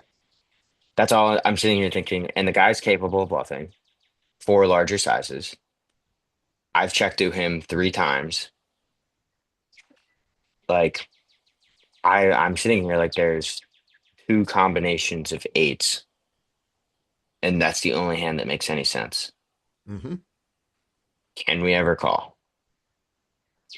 Like I think I was like, all right, his showdown value probably checks back. Like that's kind of the plan here. His I am sevens going check to- back, his nines check back, his everything checks back. They certainly don't use this size. I So mean, yeah, I think that I think we can drastically overfold, just like we saw. yeah, I agree. But but Brian's bringing up the very important exception, which is when we're looking at it and saying he might be bluffing, he might not. We say they don't bluff enough. But when the line makes no sense, we go, well, this value hand is out, this value hand is out, this value hand is out. All of a sudden, that under bluffing thing is not the case because because they don't have those value hands there. It doesn't. I mean, Imagine a solver. Oh, sorry, go on. it doesn't take long to. I mean, in solver, it doesn't take. We don't have to pull out very many bluffing hands Right. before all of a sudden we get fold. Exactly. But remember, we also go into that solver and take out a bunch of value hands that we left in. If we take out all the flushes and we take out all the kings that he would bet here, all of a sudden he's left with not a lot of hands to bet. I'm not That's- convinced that he doesn't have some trappy nuts here Okay. against an aggressive player. Yeah. I think that he is absolutely betting the turn with them is the All right. thing. Is when it goes check, when I check goes check, yeah, he can still have some. He's gonna have. I would say he's not gonna have a ton. He's a more aggressive player. He's gonna bet often with a lot of his strong hands, but I think that when I go check again, there's no way he's not betting pocket tens, especially if he just made a boat or any flushes. I think all of his king X bets at that point. Like, what does he have? The only hand that I could possibly say can do this is pocket eights. I can think of another And one. I can think of another problem for you, which is there are hands that he bluffs that he may not need to, but he does. Deuces, threes, fours, sixes. He can yeah. bluff. Well, I kind of thought a lot of those. My impression here is that like sixes, sevens, nines, all of that stuff probably just checks a lot. Deuces, threes, fours. Deuces, threes, and fours. Yeah, I'm just saying. Yeah, it's Another possible. point here is Nothing. what have you been telling us about this pool? You're About right. the size it uses for bluffs. I completely agree with you, and that this is a spot where I deviated because nothing made any sense. And I was like, what the hell? There's only 2 combinations of eights. But I agree. I went against my idea. What I know is that this is very unlikely to be a bluff, but there's only 2 combinations of hands that would take this line, All right. is what I'm Yeah. thinking. I see your point. I see your point. I think I'll go on. back to your Come first on, pocket principle. eights. But you're right. The- I should have listened to my first principle. He had pocket eights. Yay. And I was like, oh my Good gosh. read. Good read. Yeah, Reed was right, but obviously I should be listening that I know that this is just not a bluff. Yeah. I Even mean, though I was essentially, like, you're telling us that in this pool, there aren't any properly polar bluffs. No. Their bluffs are these weird B50s and B30s or whatever. Yeah, I think that if he did 50 on the river, it would actually be a decent call because Yeah. he probably wouldn't. But here in this spot, I said to him, I was like, you have pocket eights. Like what that's the only hand that would do this. And I was like, I don't know. I mean, I've seen him run bluffs, but then I should have reverted back to that. I know that his size, that he bets like that he's not bluffing for this size. He will bluff for bigger sizes than most of the pool, but he is not bluffing for $100 here. Gotcha. That's what I should have reverted to. But yeah, this is a punt. I think you're right. Obviously, there's only two combos, and of course, he has one of those combos, which is the only hand that made sense. So even if there's only two combos, maybe we just need to overfold still. Yeah. Well, Yep. I think this goes back to first principles. You just listen to the sizing. Yeah. I mean, it's true. I should have folded, but don't hero call. I usually never hero call. In the last like week or two, I've been making stupid hero calls for whatever reason, just because there's these weird ass lines, and it's every time it's because it's the only combos of hands that could do play this way, and they happen to have them obviously because they're not bluffing. So you know, this one somewhat. Which hand is this? Okay. ISO, ace jack. This might be a little loose, but this guy's getting there with crazy hands, and he has a lot of tells. I wasn't getting called too much behind me, but this time I do. So we get to be in the exact spot we wanted to be in the middle of the sandwich, going multi-way. Um, this is the flop.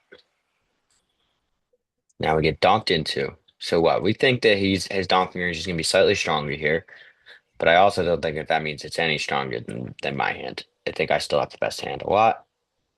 So I'm just going to make the call. It's also interesting. It's a kind of a dry texture here. Yep.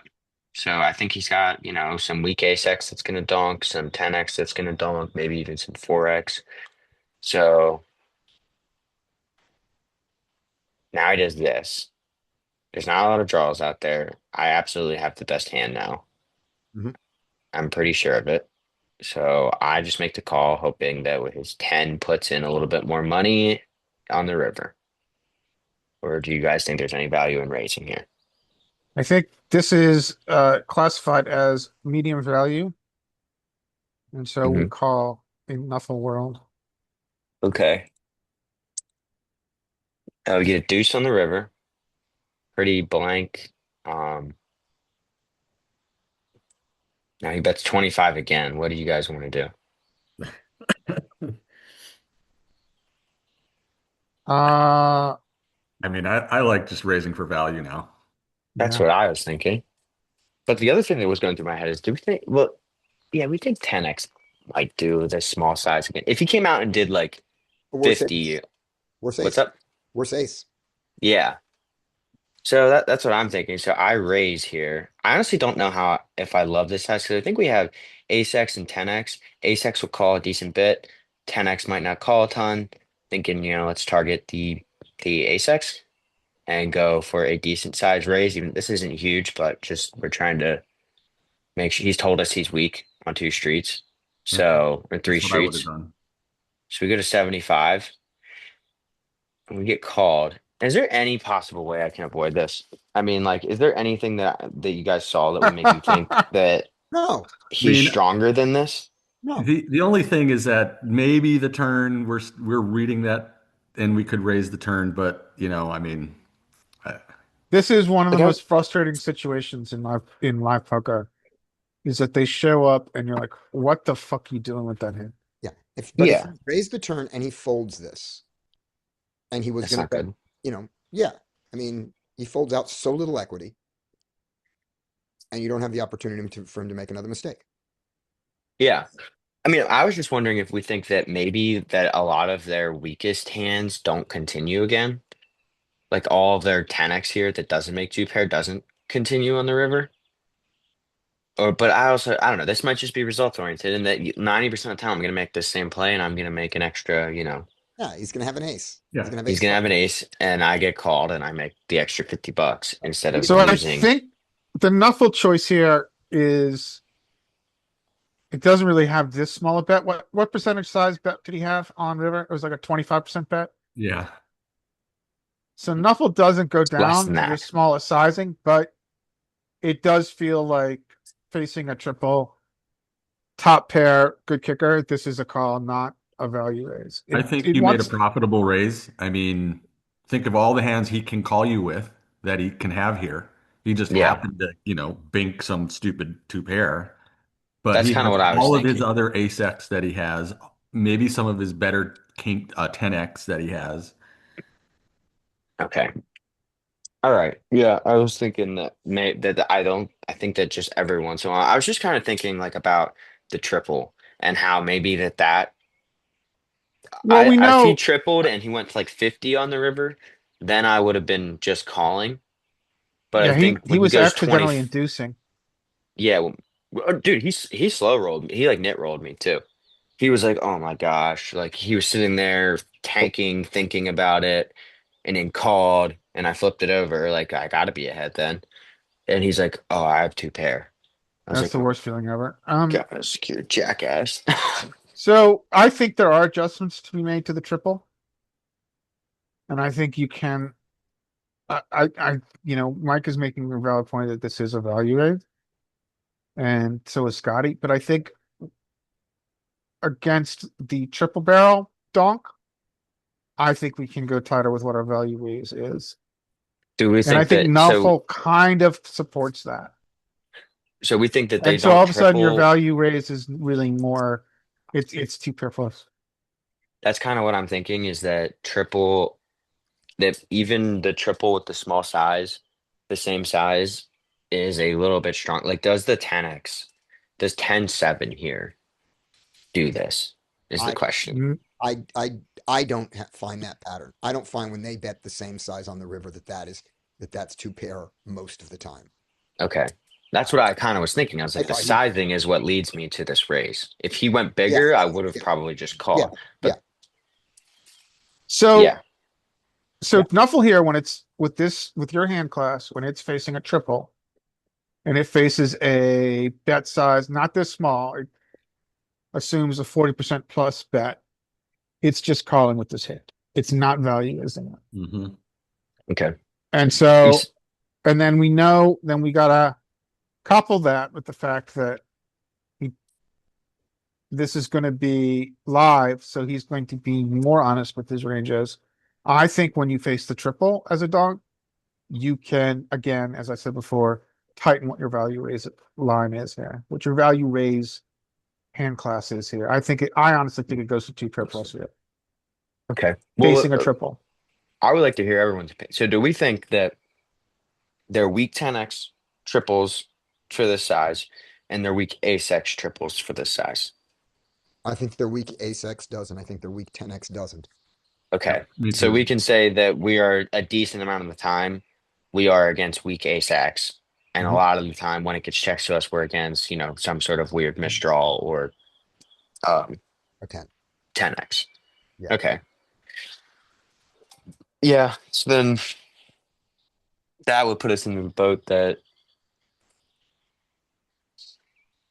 yeah, it was just weird. I kind of thought this was a hand that I can, if he goes bigger here, that I can actually just call. But I don't know. It seemed like I had to raise it. I was like, he's just got so much bullshit ace X that we can Yeah, raise so off and get called by. I'm tighter than Scotty and here. I think that we need to tighten our Okay. value raising I river think that I've, sizing. yeah, and I think I've Facing a done triple, this and to myself. Yeah. let's not forget. Well, he fucking luck boxed it, but let's not forget that he also donked into two people With 10 with a deuce. Yeah. fucking weak hand. With a shit hand. I Yeah. mean, Yeah. Yeah, so that doesn't really hold to my argument. But my argument is that the triple Well, we Larry, can here's tighten why our value raise line. here's why that doesn't deny that, which is remember, when he gets to this river and he doesn't hit the deuce, he probably doesn't bet the river. yeah. Yeah, which means that we should really Yeah. tighten our Yeah. value raise line. That fits Yeah. that fits your thing. Yeah, It's like, yes, he was weak on the flop and the turn, super weak. And and then he luck boxed it. And now Okay. he So maybe triples down. we take the route that's good, decent against both. Is that a lot of the time they're not going to triple off with they might bet off with their ace, and yeah, we miss value against their ace X that when we don't raise, but we also Mhm. don't value on ourselves against the random 2 pair that they make on the Yep. river. Yep. Okay, yeah, so we just do a call, and then when we have 2 pair plus and they triple off, we get to go. Maybe we get to go even bigger. Knuckle wise, instead of Yep. going to 75, maybe we go, because we can still target their ace X that doesn't want to fold and their 2 pair that's definitely not going to fold. Yep. Okay. All right. Yeah, I like that adjustment. I think that'll be the play moving forward. Excellent. All right. Okay. I will see you guys on Friday. Because I gotta start a meeting at 12:15. Friday, regular time, regular thing. Larry might show us some double board PLO bomb pots, or maybe that, or the next week. The next week, I am here for Monday, Tuesday, and gone for Friday. Okay. All right. All right. Well, I can do this hand Friday. We can wait. Yep. Cool. Unless you guys want to see it. All right, we'll go for. I'll spend. Does anybody want to see double or pump out stuff? Yeah, I wouldn't. Who was the other mind guy it. that was? Derek. was- It was Derek. Yep. But All right. Yeah, I could spend a little bit of time on that on Friday. All right. Other than that, maybe we'll spend some time in MDA Demon because it would be very interesting for that hand MDA if to Demon. see MDA Demon backs up what Nuffle says there and what we've been talking about. All right. I would like to. I That's want your to run homework. your MDA demon with Josh's no locking. Holy That's shit! Now that we're would going be deep. That's what I'd be more interested in because we can run through. We can get that's a very good tool to have. We have mass data and we can build out No no locking. lock. That would be the holy grail of exploitative play. Yes. Yeah. Well, I we think can that's do the that on best thing we can Friday. Right. Yep. We're combining AI with middle out compression. Bye. Bye. See you guys.